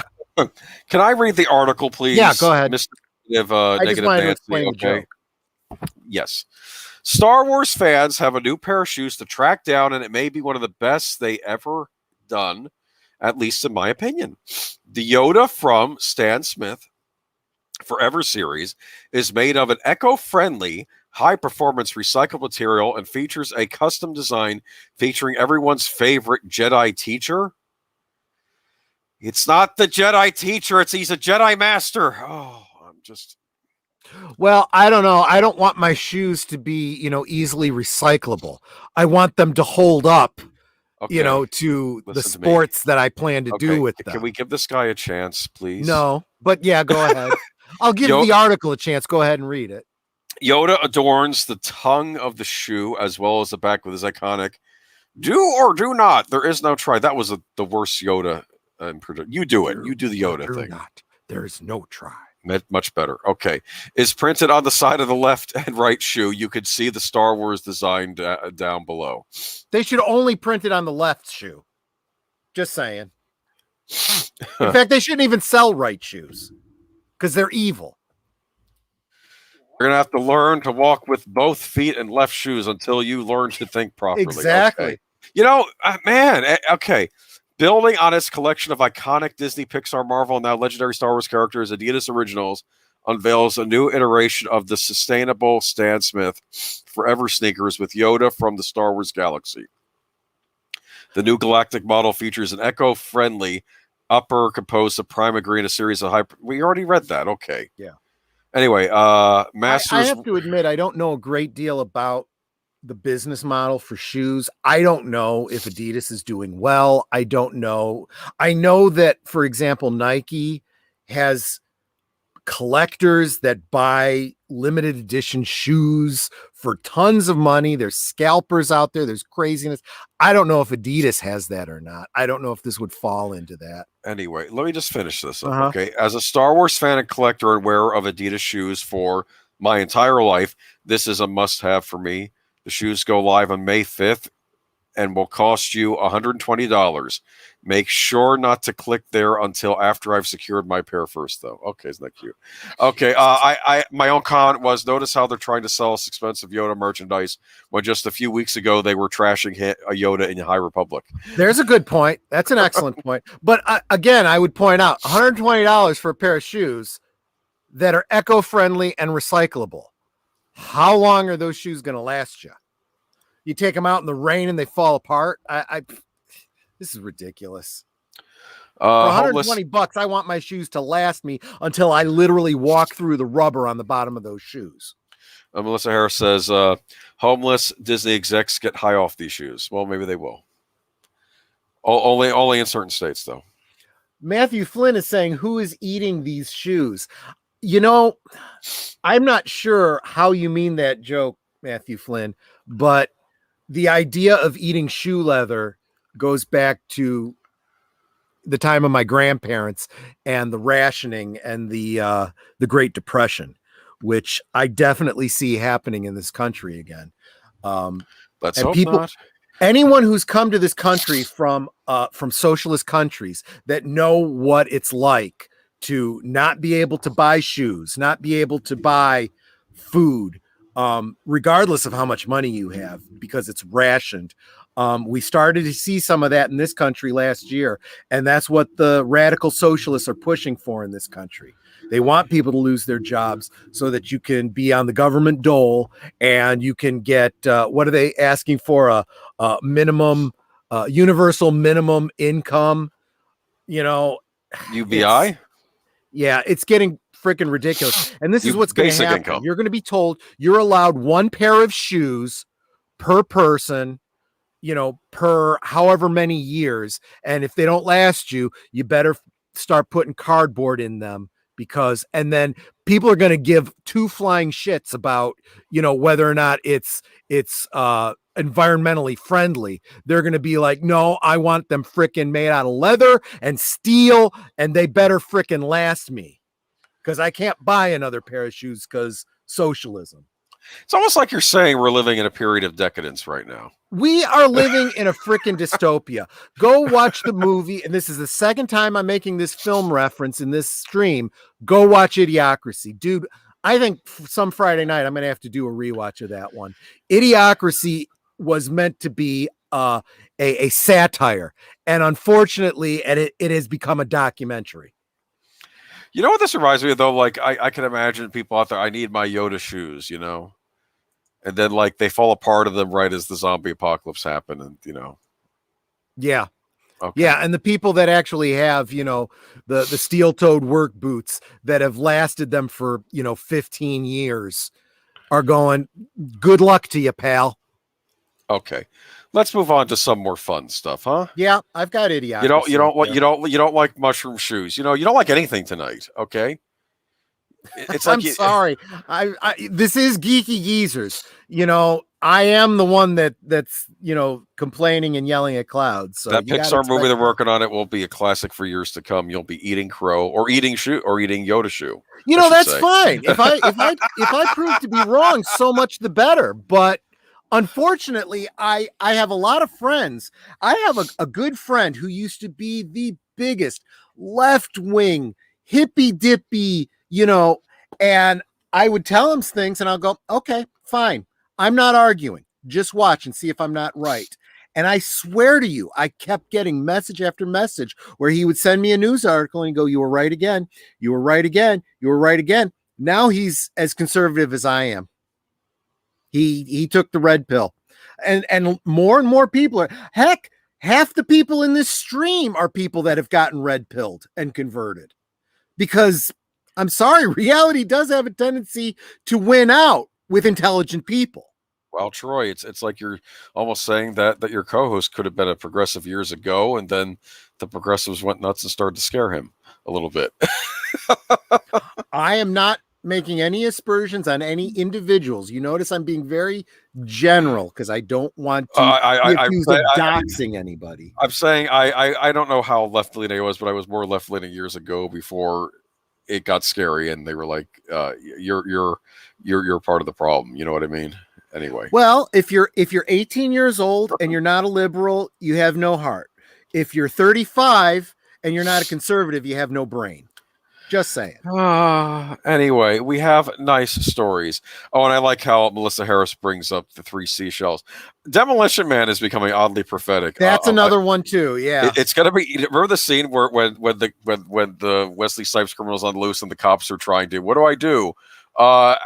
Say this line aggressively toward him, okay? Yeah. And he has like this, and it's like they don't. It's like that's where we're headed anyway. Okay. Wolf 10 Media, are you still in the stream? When you get your Friday nights freed up, because you said you were working on that, we'll do a rewatch of Demolition Man. I want you as my co-host for a rewatch of Demolition Man. I love Demolition Man.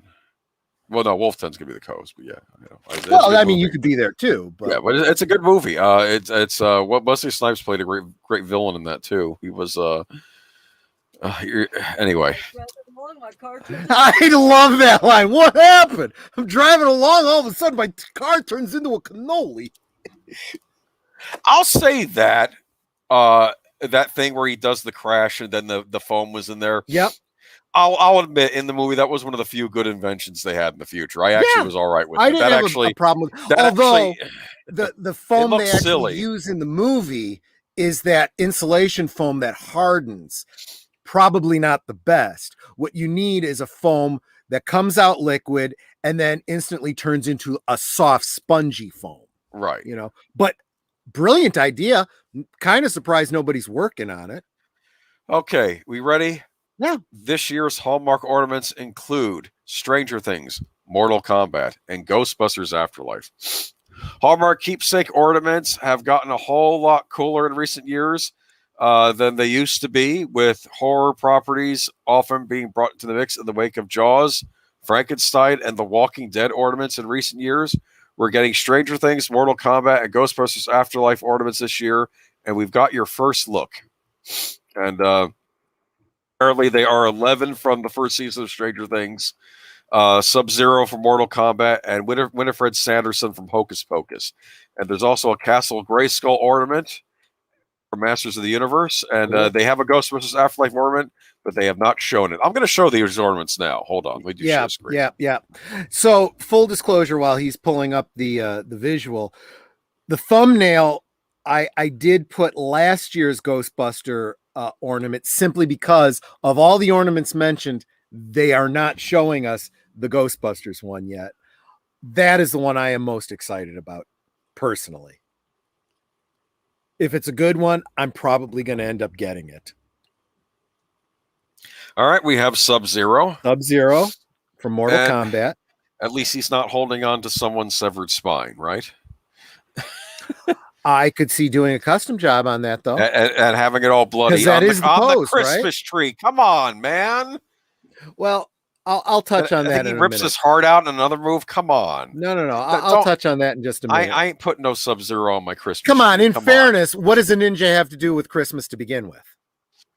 I know that, but this game in particular, Okay, there are these bloody hold on finishers. to that thought. Don't Okay, poo-poo I'm it just being yet. an old lady. I know. Okay, but just come We've on. kind of reversed here, right? I'm trying to defend the thing, take it even to a further extreme, and you're the one that wants to poo-poo it. Not on the Christmas tree. Well, what does a pickle have to do with Christmas? That's a good point. It's a tradition in some parts of the world. See, Just, you know. knew exactly what she was talking about. Okay. Yes. Stranger Things is fine. That's just Millie. Of course, her nose is bleeding. That's a little weird. Okay, but I mean that happens on the show because she has she has psionic powers. Because okay. if you don't draw her with a bloody nose, she's just some kid with a crew cut. Draw her levitating the Millennium Falcon or something. I don't know. I have the Millennium Falcon too. Yeah. Okay. Hocus Pocus. Again, it's a Halloween. That's interesting. theme. It's kind of a cartoonish version of her. That's I'm you know, all right the with previous this one. looked kind of, realistic. I mean, it's a kids' movie, Yeah. and it's not like I don't have a Darth Vader ornament somewhere. So okay. Oh, yeah. All right. So let's move on. Castle Grayskull, huh? I would argue that of all the ones you've shown so far, this is the most Christmas because it is actually a toy. That one's cool, actually. That'd be a Right? cool thing, like toys you got for Christmas ornament series as a kid. That'd be an interesting ornament series. Absolutely. That actually makes a lot of sense. In fact, if they're smart, they'll market it like that. Or they'll go with a separate line. I guarantee you that now that that's come out, I'll bet you dollars to donuts that people start putting out all kinds of 3D printable miniatures for you to hang up on your tree. But here's what I was going to say about that. There has been a trend in recent years. More and more people are putting up, in quotes, Christmas trees much earlier, like early October, and they're making them Halloween trees.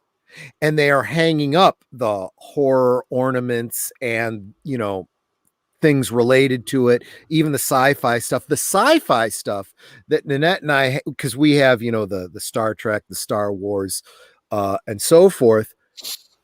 I don't actually put those away with the Christmas ornaments. I keep those out because they can be displayed year round. There's nothing about them that is specifically Christmas, right? Now, from my point of view, I do absolutely associate Star Wars with Christmas because those were the toys of my childhood, just like you were saying about Castle Grayskull. But when they come off the tree, hanging them up on a little display on a shelf, not such a bad way to keep them out all year round. This idea of a Halloween tree, I don't see as a bad idea. So that's why I was saying the idea of a Sub-Zero holding up the severed spine, hang that up in October on your black Christmas tree. I mean, Halloween tree. Oh, Matthew Vinces, maybe the connection is Sub-Zero has ice powers. Let it go. Sub-Zero versus Elsa.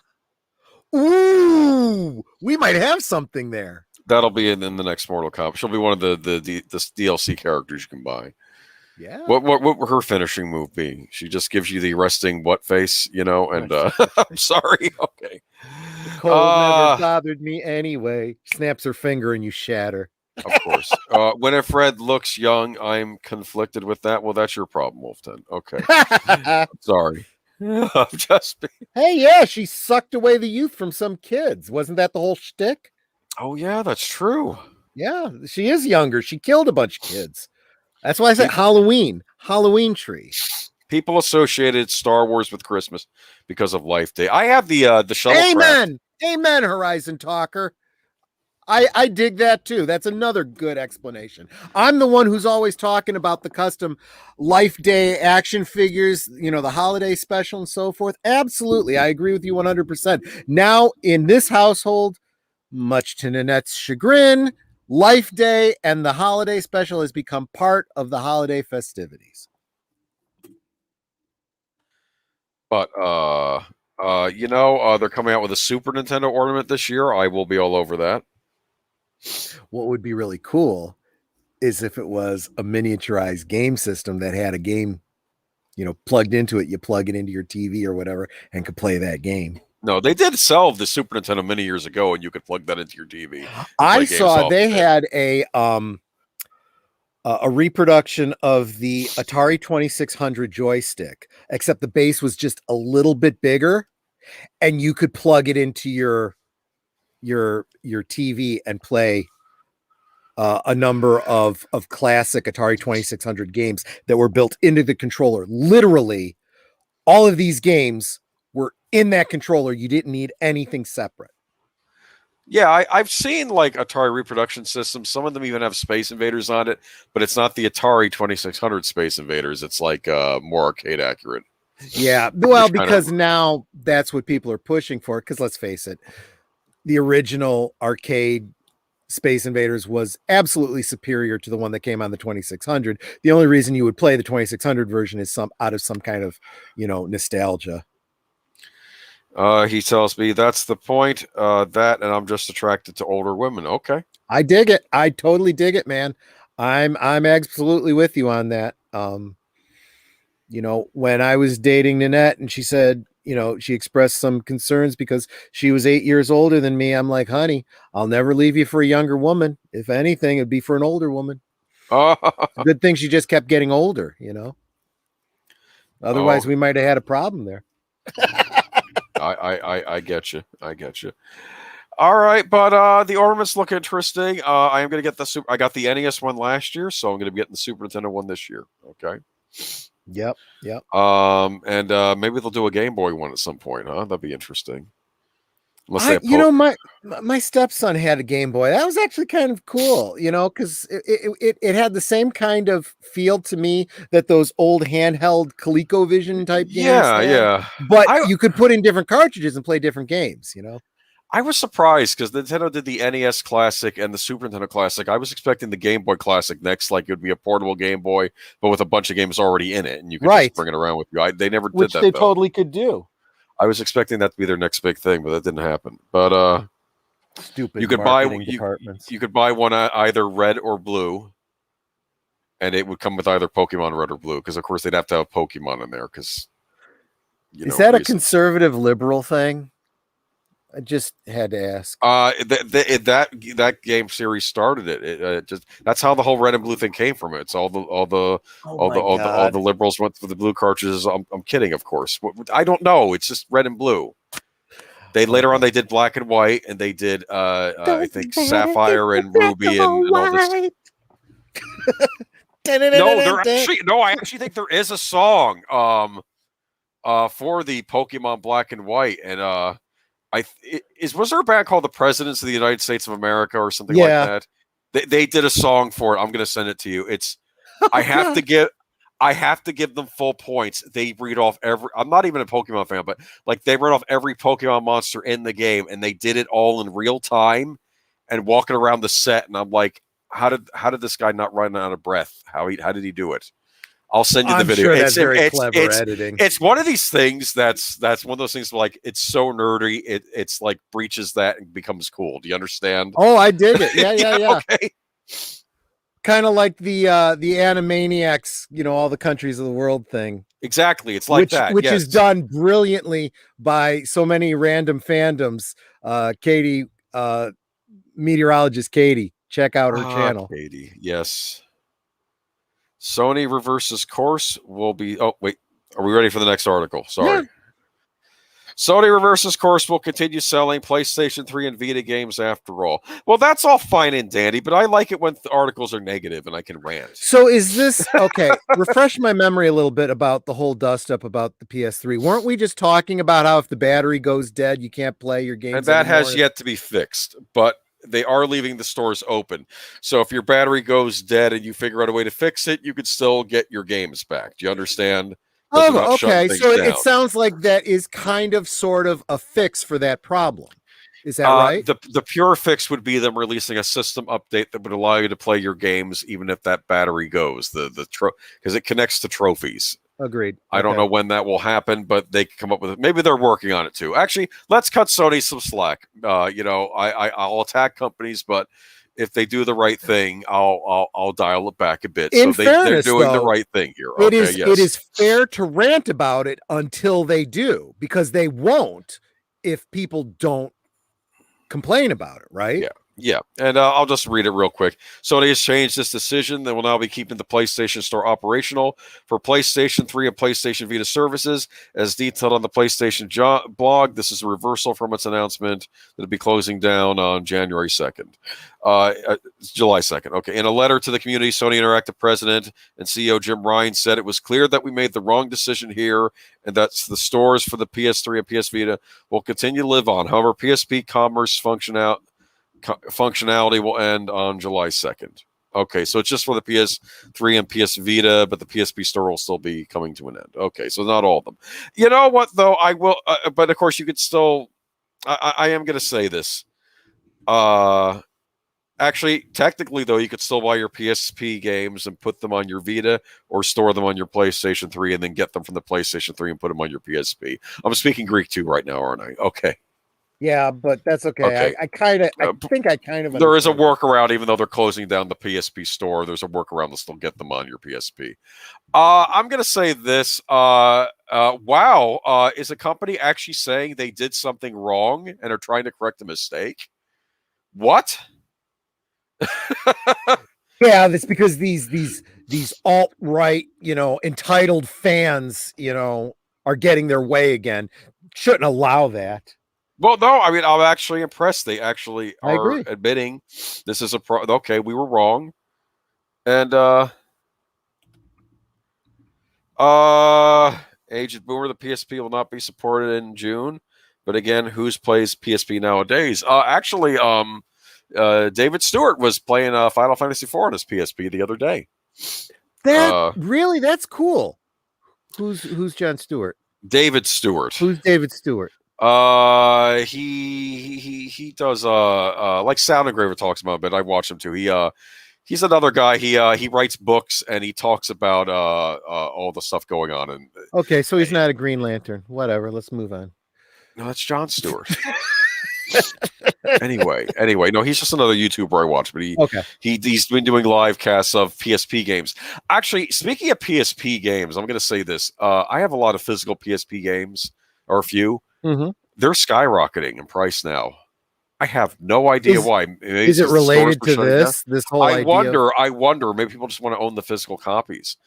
Like all the Ys games, they're going up in price. The Persona games, they're going up in price now.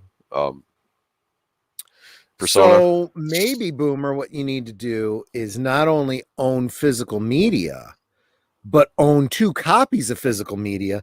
So when the value of it shoots through the roof, you can sell it off and buy more stuff. Well, I could probably buy the digital versions, but anyway.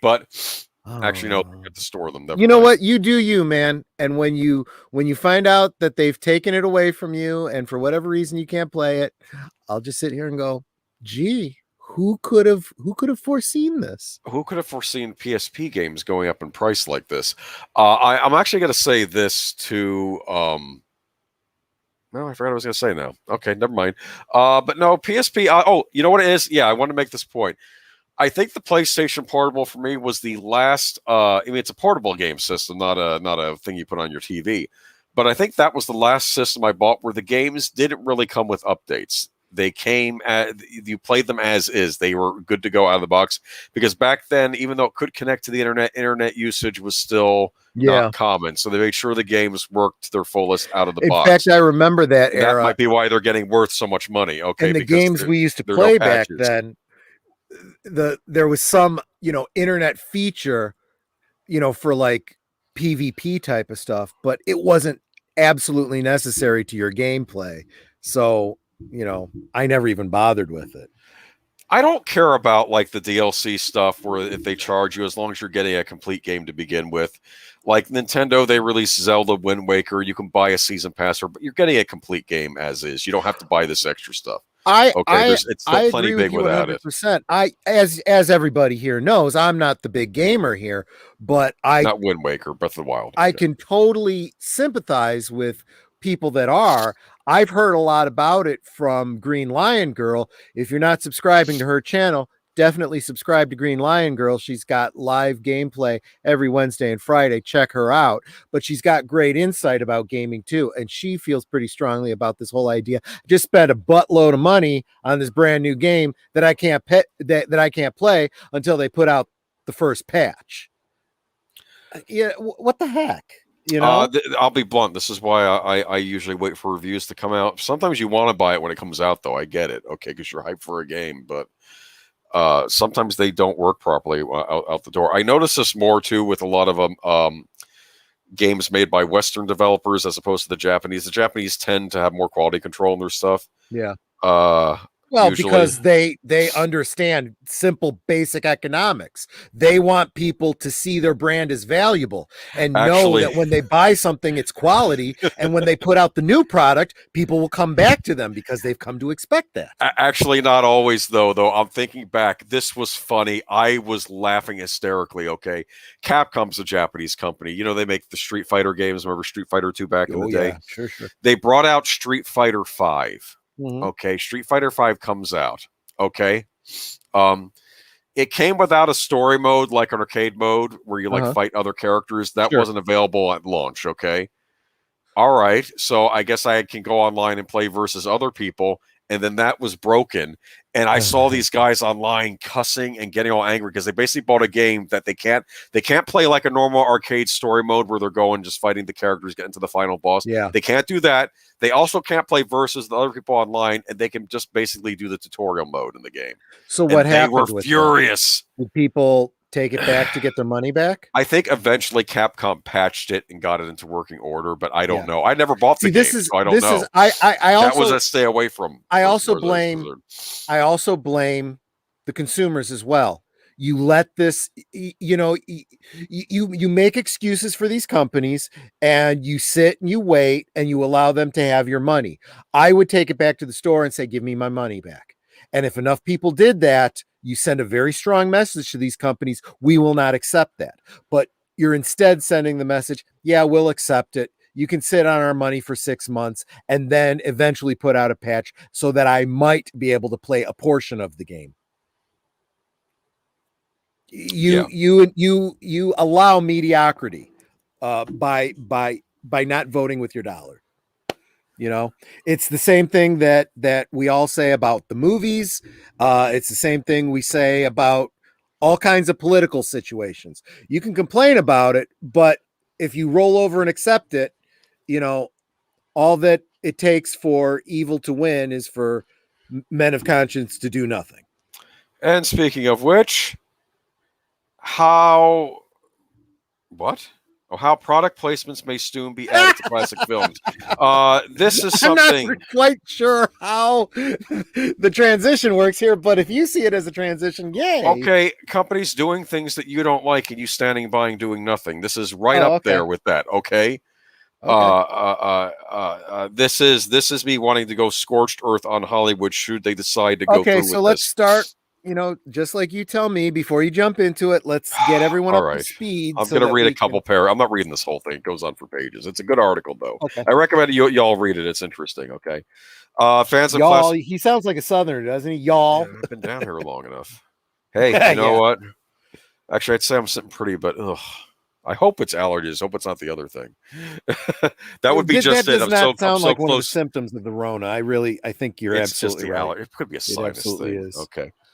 Fans of classic war flicks will know the scene. Actor Steve McQueen revs his motorcycle furiously as he is chased by German soldiers, hoping to use the bike to jump over a barbed wire border fence and reach safety in Switzerland. He pauses to gather his thoughts by a barn. On the side of the building is a big poster advertising a best-selling beer. You don't remember the billboard advert? Well, it might not have been there the last time you watched The Great Escape, but it could well be the next. Product placement in films is almost as old as the movie industry itself.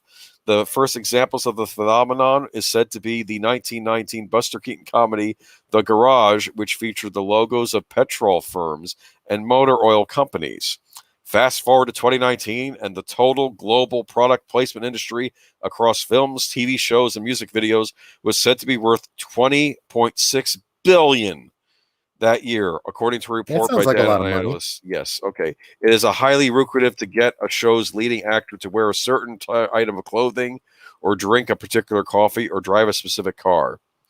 While previously the product had to actually physically be there when the shots were filmed, the advertising industry is now turning to technology that can seamlessly insert computer-generated images. So items can be digitally added to almost any movie or TV show. For example, advertisers could put new labels in the champagne bottles in Rick's Cafe in Casablanca, add different background neon advertising sites Ocean's 11, or get Charlie Chaplin to promote a fizzy drink. And then a few weeks, months, years later, the added products can be easily switched out for different brands. One of the firms that has developed this ability to do is UK advertising business Myriad. Its technology is now being used by a Chinese video streaming website, and the makers of hit US TV show Modern Family have also tried it out. Myriad's chief executive Stephen Berenger expects that such digital product placement to become widespread. His firm came up with the process after previously making movie special effects. We started out working in movies, he says. Our chief scientist, Philip McLaughlin, with his team, came up with the technology that won an Academy Award for the film Black Swan. The technology can read an image, and it understands the depth, the motion, the fabric, anything. So you can introduce new images that basically the human eye does not realize has been done after the fact, not after the production. Okay, well, we're going to stop it right there. Mm-hmm. Okay. So well, how do you they feel say about the human eye is not going to be able to detect it. Yeah, we'll see about that. Okay. How do you? What do you mean? How do I feel about this? This is awful. I don't want to see a Miller Lite. Lite. The idea of a Steve McQueen film being Yeah. altered to put Yeah. in a different Yeah. product placement, or Okay. or put in product placement Okay. that wasn't there originally. Sure. How do you feel about that? Did the directors, people in production, put those products in there? Was that the director's vision? Is that the movie? No, it isn't. Mm-hmm. Mm-hmm. I don't So like. you're not in favor of them altering the original version of something? No. Flat out no. Then you know what the solution is, right? What? Own physical media. Okay. Then they can't reach into your house and change I understand this. I understand this. Okay, but the point is that one day the digital media we're purchasing, that may be the version we end up purchasing, the one with the ad on the sign. Okay, well, you should have purchased it earlier. It's all well and good for us all to say that, oh, I can just sit here as the old boomer with my full-on collection of DVDs and Blu-rays and games and music CDs and be set for life. What about the young people out there that want to experience these movies who maybe can't afford to buy them right now? They just want to watch them or something.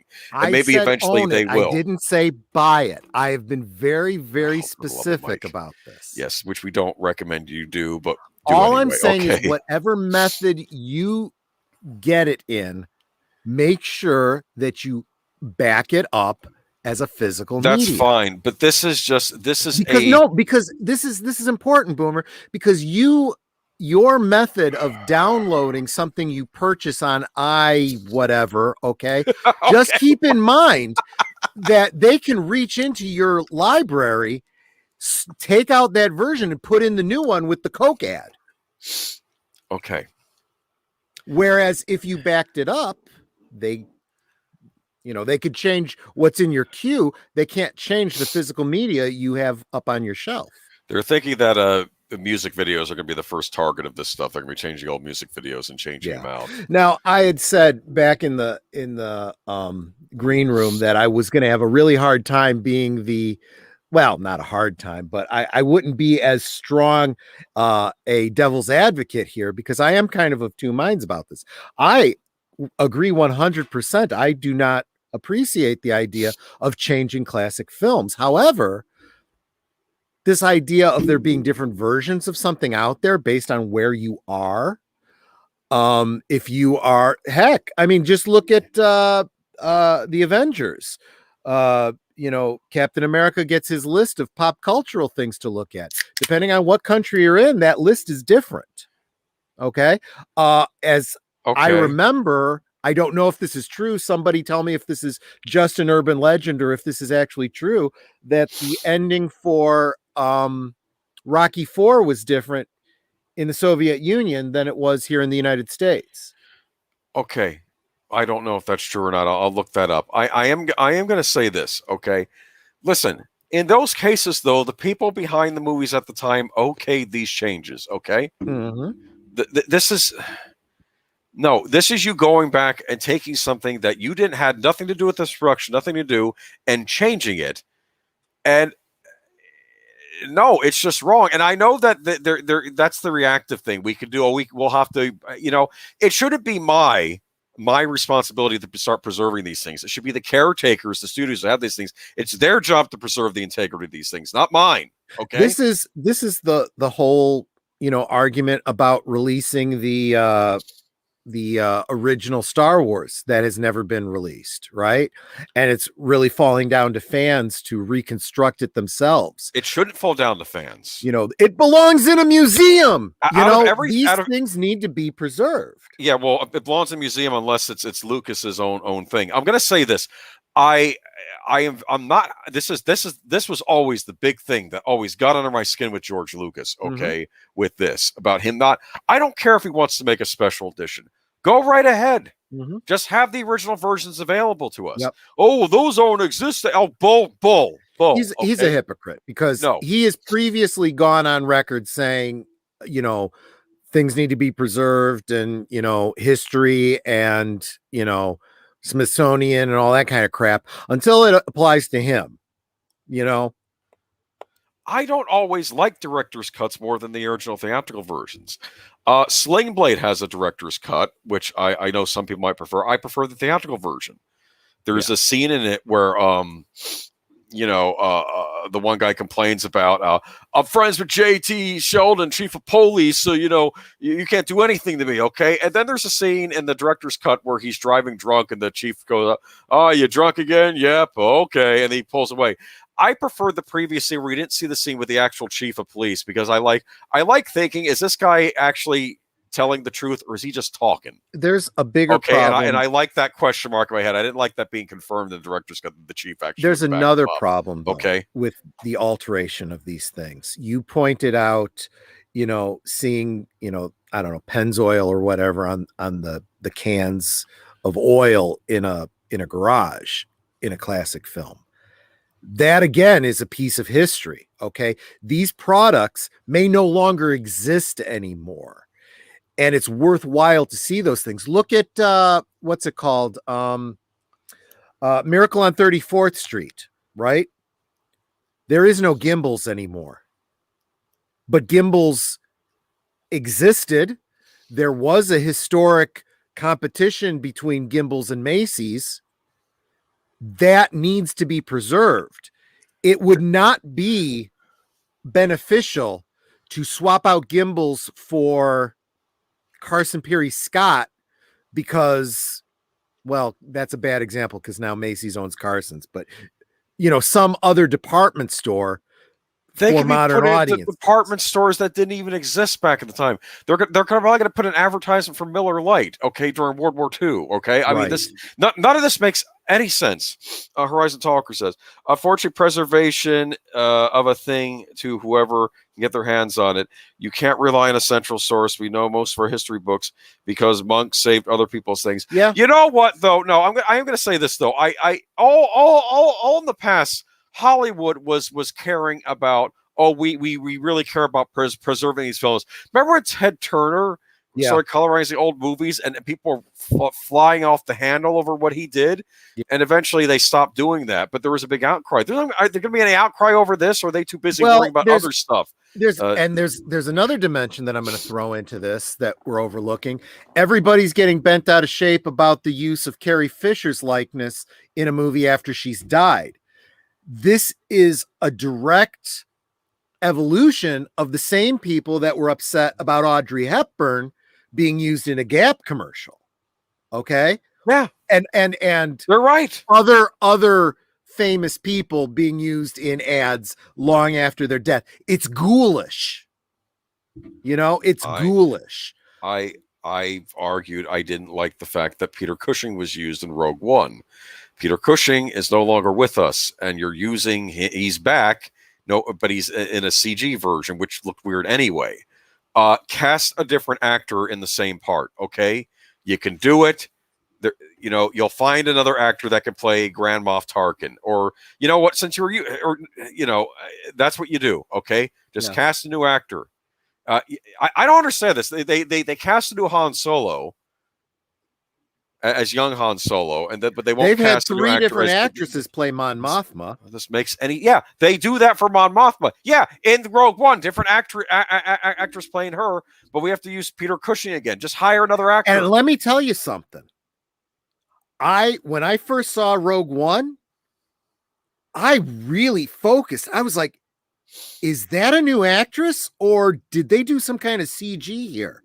It really took me a while to realize it was a different actress. It's a new actress. You can find another actor who at least resembles Peter Cushing somewhat. I mean, actors can transform themselves. That's what makes them actors. Okay. I was watching Once Upon a Time in Hollywood. I forget the actor's name. He's a redheaded actor. He was in that Homeland show. You know what I'm talking about? I forget his name, but he played Steve McQueen in that movie. Mm-hmm. And if you look at him in a certain light, he looks like Steve McQueen, slightly different, but you can tell it's Steve McQueen, that he's playing Steve McQueen. Do the same thing. Kurt Russell playing Elvis Presley. Yes. Oh my God. That was brilliant. But here's what it comes down to. We live in an age where people don't understand that, John Hurt playing the Elephant Man. Okay.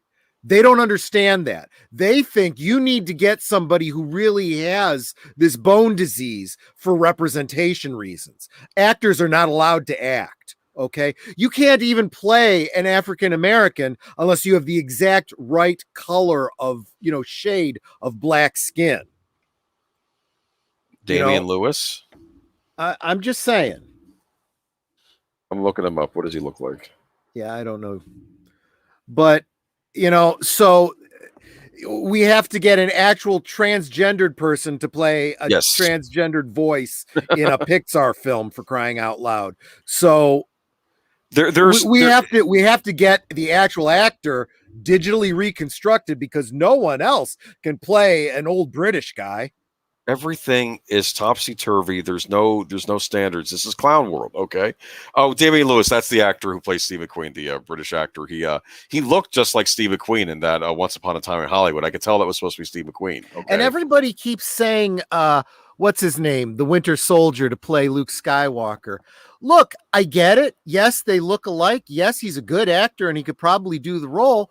But why? I'm sure there's a ton of other actors that have very similar facial features that are every bit as good an actor and might also be as talented voice actors as Mark Hamill. They just haven't been discovered yet. And you can get them for a song because they won't have done a whole bunch of movies for Disney and are under contract at a higher rate.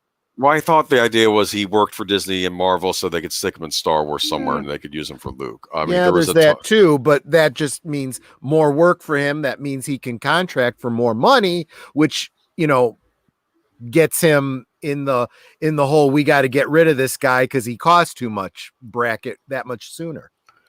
Or Chadwick Boseman playing Jackie Robinson and James Brown. Yeah. See, I mean, I can tell. I'll be able to tell who Grand Moff Tarkin is supposed to be. You just do his hair the same way. He'll just act like Peter Cushing. You had Ewan McGregor playing Obi-Wan Kenobi. I see Ewan McGregor as Obi-Wan Kenobi just as much as Alec Guinness. You don't need to be doing this. I don't like this. Now we're putting face masks so I get to play Mark Hamill. We talked about this in one of the earliest streams we did. And now we're putting ads in old movies, and they're probably going to be putting ads in brands that didn't even exist at the time. Stop it. Hollywood. I don't know. I don't know if it's not being run by creatives anymore. I don't know who. It's just whatever pays. But that was the crux of my point. If it's a modern film that they're doing and they're having different products overseas, for example, or they want to highlight a regional product in the United States, depending on where the film is playing, if they want to put that kind of effort into it, and there's financial value to doing it because someone's paying the money, I'd say, who cares? You know, but yeah, once a movie's created and out there, well, there's another thing too. If they do that, what version do you get on the DVD?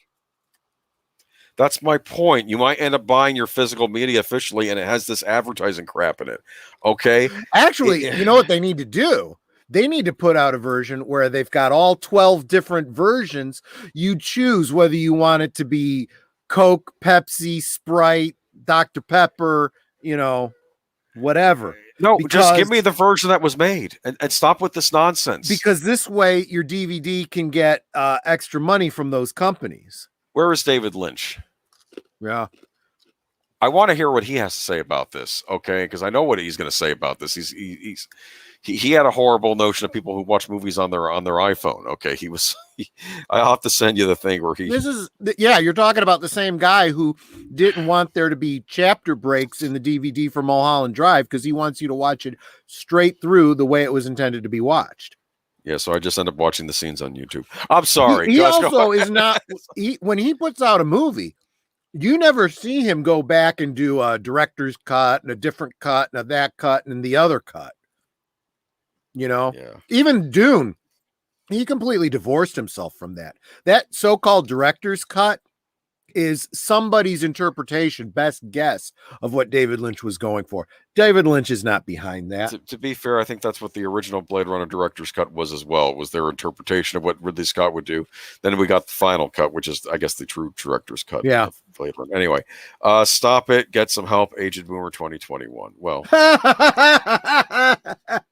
Is that for me or who's that for? He's quoting you. Oh, did I say that? Or he's paraphrasing you. I don't know. Anyway, let's move on to some happier news, or maybe good. I don't know. I'm going to test her and move. The allergy is not helping. I don't know why it's flaring up right now. Okay. The Conjuring, The Devil Made Me Do It trailer shows another horrifying Warren case. You a fan of the Conjuring movies? The ones I've seen were pretty good. I have also followed the real world history of these events, and these movies are nothing like the real world events, but they're still pretty good movies. Maybe a little more sensationalized. Okay. I mean, when I saw Annabelle, I laughed so hard through that movie. It's real hard to be afraid of a scary movie when you're laughing at the fact I've skipped all the spin-off movies. I of course Annabelle 3 struck me as interesting as the Warrens are actually in that one, and I'm thinking, well, if the Warrens are in a spin-off movie, isn't that a Conjuring movie and not a spin-off movie? But I digress. I'm just, you know what? And eventually I'll watch all the spin-offs. Big Al makes an excellent point. He points out that Vera Farmiga is awesome. You're right. I will watch just about anything she's in. Right. Horrible casting for who she's playing, but why is she horrible casting? She looks nothing like her. Doesn't act anything like her. Whatever. Whatever. I've seen so many interviews with this couple. It's laughable when I see the Hollywood version. Okay. I know. Can I read the article? Okay. Since 2013, the Conjuring universe has emerged as one of modern pop culture's best and most popular horror franchises. And while our wait for the third chapter of the main series has been long, it's finally almost over. Directed by Michael Chavez, The Conjuring: The Devil Made Me Do It was originally going to be a 2020 release, but now it is all set to deliver big scares during the summer of 2021 blockbuster season. Now it's only a few months away and only getting us more excited for the film as the brand new trailer that has just dropped. Okay. And like the first movies in the series, The Conjuring, The Devil Made Me Do It, they're not calling it The Conjuring 3. Now they don't like titles now. Okay. They don't like numbers. This always happens. Remember the old days? It was always after the third movie they stopped with the numbers, and then they would just You there? Okay. Yep. Well, I'll just move on. No, I'm listening. Okay. Anyway, like the first two movies in the series, The Conjuring: The Devil Made Me Do It is based on a story taken straight from the case files of demonologists Ed and Lorraine Warren, Patrick Wilson, Vera Farmiga, and center around the true case of Arnie Arnie Cheyenne Johnson. In 1981, Johnson was put on trial for the death of his landlord, and it was the first case in United States history where an individual claimed demonic possession as a defense for committing a crime. All right, the trailer looked creepy. It's a different director than the first two, so we'll see. Mm-hmm. Directors are important, but I'm kind of looking forward to this one. I'll say that. Okay, I like the first two Conjuring movies. And it's Warner Brothers. See, I'm not always bashing Warner Brothers. I do like their Conjuring movies. So, okay. Yep. What was the movie series that oh gosh, they call in the medium? It's two kids that call in the older woman who's a sensitive, and they got a ghost in the house and ends up killing her, and she tries reaching out to her dead husband or something like that. Wasn't that in that series too? Like tangentially related to that? I've only seen the first two Conjuring movies. Okay. Are you thinking of The Curse of La Lorena? I don't think so. I don't know that one. I don't know. It could be. That was another one in the Conjuring universe. I don't know. There was a movie that I saw. It's got a little jump scare with a ghost that looks like Darth Maul. That's all I remember. But I remember the movie being pretty good. Oh, are you thinking of Insidious? Yeah, that's the one. I don't know if that is. It's by the same guy that made the Conjuring movies, but I don't know if it's actually related. I've never seen those, but I heard. Yeah. That was a pretty good movie, and the sequel too was really, really good. I'll have to check those out, but I've only seen not at all first... based on anything real, though, as I recall. Yeah. Insidious Alice. Yes, Insidious. Vera Farmiga. Yes, she's a nice looking woman. Check out Bates Motel. She's really good on that. Oh, yeah, she is. I was just telling Wolf Den Media, if I had a mother that looked like that, I'd have mommy issues too. I'll tell you.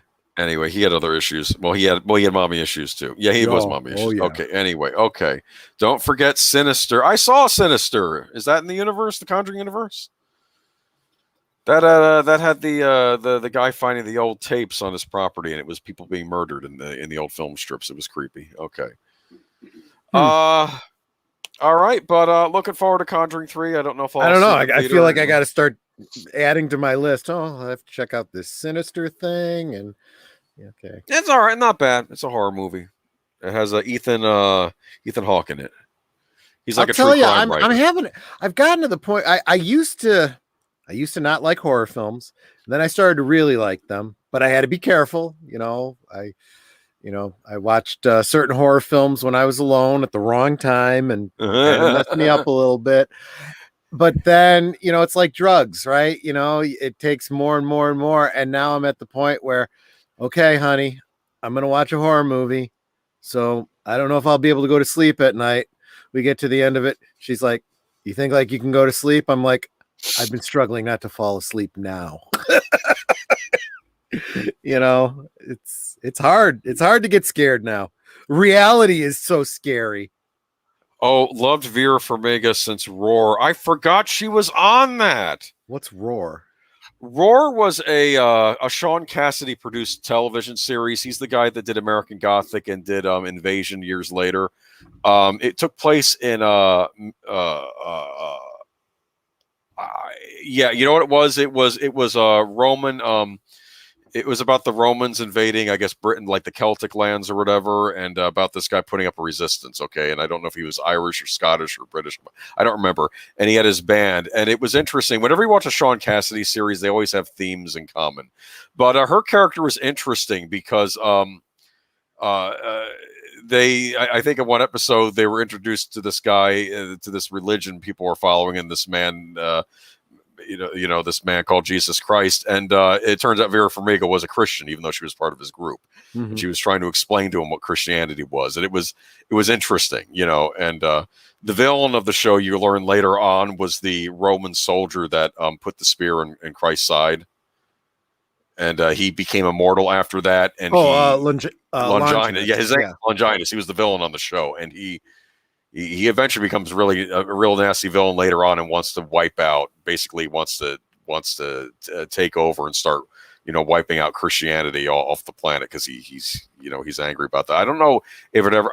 I don't know if it ever had a true conclusion, but he was the villain on that show. But that sounds kind of weird because I tradition has always painted Longinus to have been a convert. who saw the miracle and, was converted on the spot, but whatever. Well, maybe. I don't know. I don't know. I don't know. You say Roar, and I immediately think of the Katy Perry song. So no, I think it was taken because Braveheart was a big deal at the time, and they were going because like most of those guys were pagans, and of course there's the pagan mysticism on the show too, but it's also running into Christianity as things were happening back then, and it was because they were against the Romans. You understand? Because the Romans were occupying their land, and they were going against them, but then. It was an interesting series. I would recommend. It's one of those things I'll probably eventually rewatch at some point because It's one of those things like Firefly. I saw episodes here and there, but then you don't get the full thing unless you watch it as it was intended. Plus, I think Fox didn't air a bunch of episodes. Fox had a problem with certain shows, like they would air it and then they would not air the proper episodes in the proper order. Because I think it does have some sort of conclusion. Because I think the bad guy gets his comeuppance or something toward the end of the Melissa Harris, what are you talking about? Spoilers. We haven't talked about anything that's current. If it's more than a couple of years old and you haven't seen it, sorry, things are going to get spoiled. Maybe get around to watching it if you're concerned. Okay. Sam Proctor, I watched Aliens for the first time last summer, alone in the house, stormy night. First time I've been terrified during and after a movie in a long time. I gotta tell you, Aliens, I didn't realize it when I first saw it. I mean, because I didn't really analyze it, but it really is kind of like a ghost story, right? It's, you're being stalked by the monster. You can't leave. I would argue there. Yeah. I would argue Alien, the first movie, is a haunted house movie. Okay, yeah. I would argue it falls into the genre of haunted house because it's not a ghost in there, but it's a monster in the house, and it's not a house; it's a spaceship. But it's still a creepy spaceship, isn't it? Oh yeah, and you're running around, and it's basically kind of a take on the haunted house movie. Okay. Yep. It's there was Yeah. There was a video that I saw. Someone was analyzing a segment of Alien. And what was really interesting was there is a scene where it's all in camera. And at one point, and I don't know whose perspective you're supposed to be seeing it from. Presumably it's just the audience. And one of the characters looks right into the camera as if they're looking at the alien doing the stalking or whatever, but it really is the camera, and the camera actually, as it moves, hits something that moves. Oh no, that's what it was. The camera hits something that moves and makes a noise, like a mobile or something like that. And the actor turns and looks at it and reacts to the movement of the camera, as though in story, that camera, the audience's window, is part of the story. And that adds something to it. It's like it pulls you into the story like you're actually part of the story, Wow. Yeah. Anyway. It kind of does if you think about it. Yeah. Well, I made the same argument about, and I know that a lot of people in the stream may not even know what I'm talking about, but there was an episode of Doctor Who called Blink. And the whole concept behind this is that there are these creatures that appear to be stone statues of angels that always cover their faces because they are quantum locked creatures. When you look at them, they, it's the whole Schrodinger's cat thing. When you're looking at them, they are a statue. When you don't look at them and nobody is looking at them, they are capable of moving, and they are very dangerous. They are very fast. And if they touch you, they send you back in time and absorb all of your potential energy. Okay. And this is what's happening to a lot of people. They're disappearing from this house because they're being touched by these angels sent back in time. Okay. Anyway, there is this one scene where the girl hasn't figured out what's going on. And so what will happen is she'll look away from, she'll see an angel in the backyard, for example, with its eyes covered or uncovered, maybe, whatever. It doesn't matter. She looks at the angel and it's a statue. Then she goes and does something else. She comes back later and the angel isn't there anymore. Okay, because it's moved. And that's creepy, right?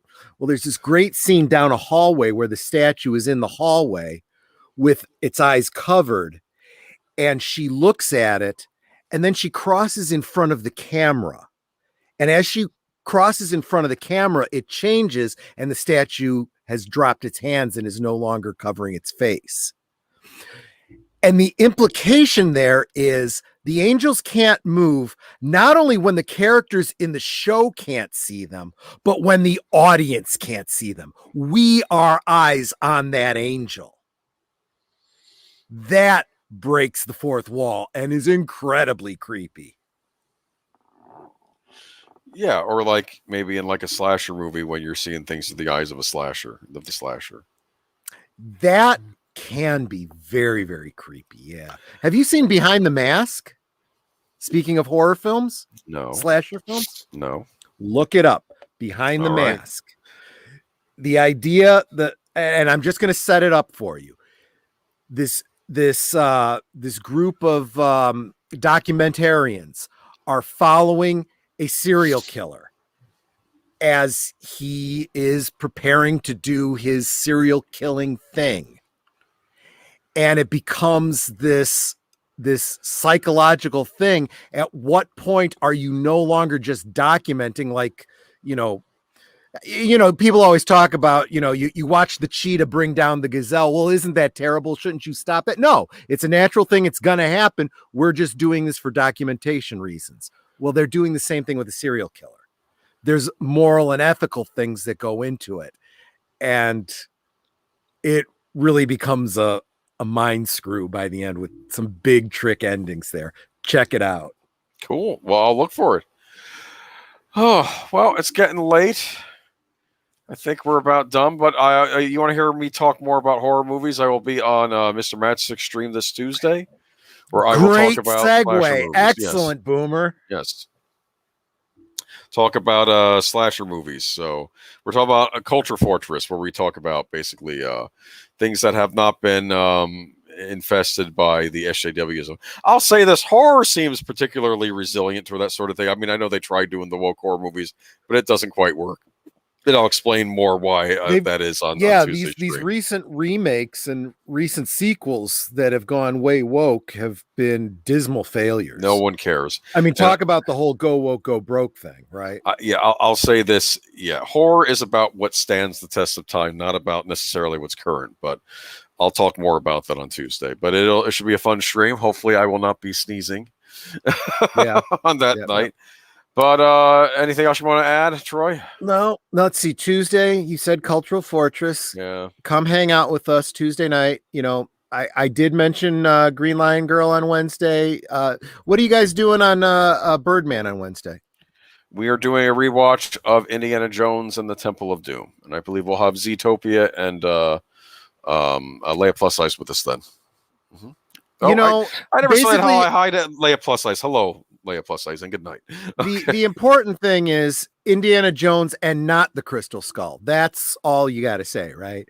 And then Friday night, those of you that are interested, I will be doing my regular, drunk stream, as we colloquially call it, the Friday night last call, where we'll be doing a rewatch of 2 more episodes of Smallville and talking about kind of how whereas the pilot episode I thought stood on its own, was a great start, maybe with a casting change or a couple minor changes. The next 2 episodes, I think we're going to change some major things about them, but I'd love to get your input and hopefully you guys can join me for that. And then Saturday night over on Netter's Network for Adventures in Babysitting, a great Chicago classic. That one was filmed in Chicago. Rumor has it that buddy of mine that I've said has been in a lot of background scenes was in it, or at least his car was. Maybe. We'll see if we can spot it. When you say Chicago classic, I think of Pizzeria Uno and getting their Chicago deep dish. Yeah, but nowadays a movie that has Pizzeria Uno in the background might have that swapped out for Giordano's or Pizza Hut or the Cracker Barrel. Cracker Barrel, and they're with the sawmill gravy and not the sausage gravy. Okay, on that note, I think we're bringing this to an end. I'm running on fumes here at this point. But yeah, it should be fun next week. Maybe we'll talk about the Oscars. We'll see. Can we get one more thumb up before we leave? We got two. Oh no, I'm sorry, I got it backwards. We actually have 12 watching and 12 thumbs up, so we're good. Never mind. Okay. Well, thank you everybody for tuning in, and anyone else who's listening to this, be sure to like, comment, and subscribe, and hit that notification bell. And like I said, I'll try and post clip videos during the week too. I've been posting them later, but in some ways that's good because I'm figuring out what's still relevant and what isn't, like news of Sony, Disney, and Spider-Man streaming. Okay. Maybe relevant one day and not relevant the next. Okay. Catch y'all later. Take care, everyone. Bye-bye.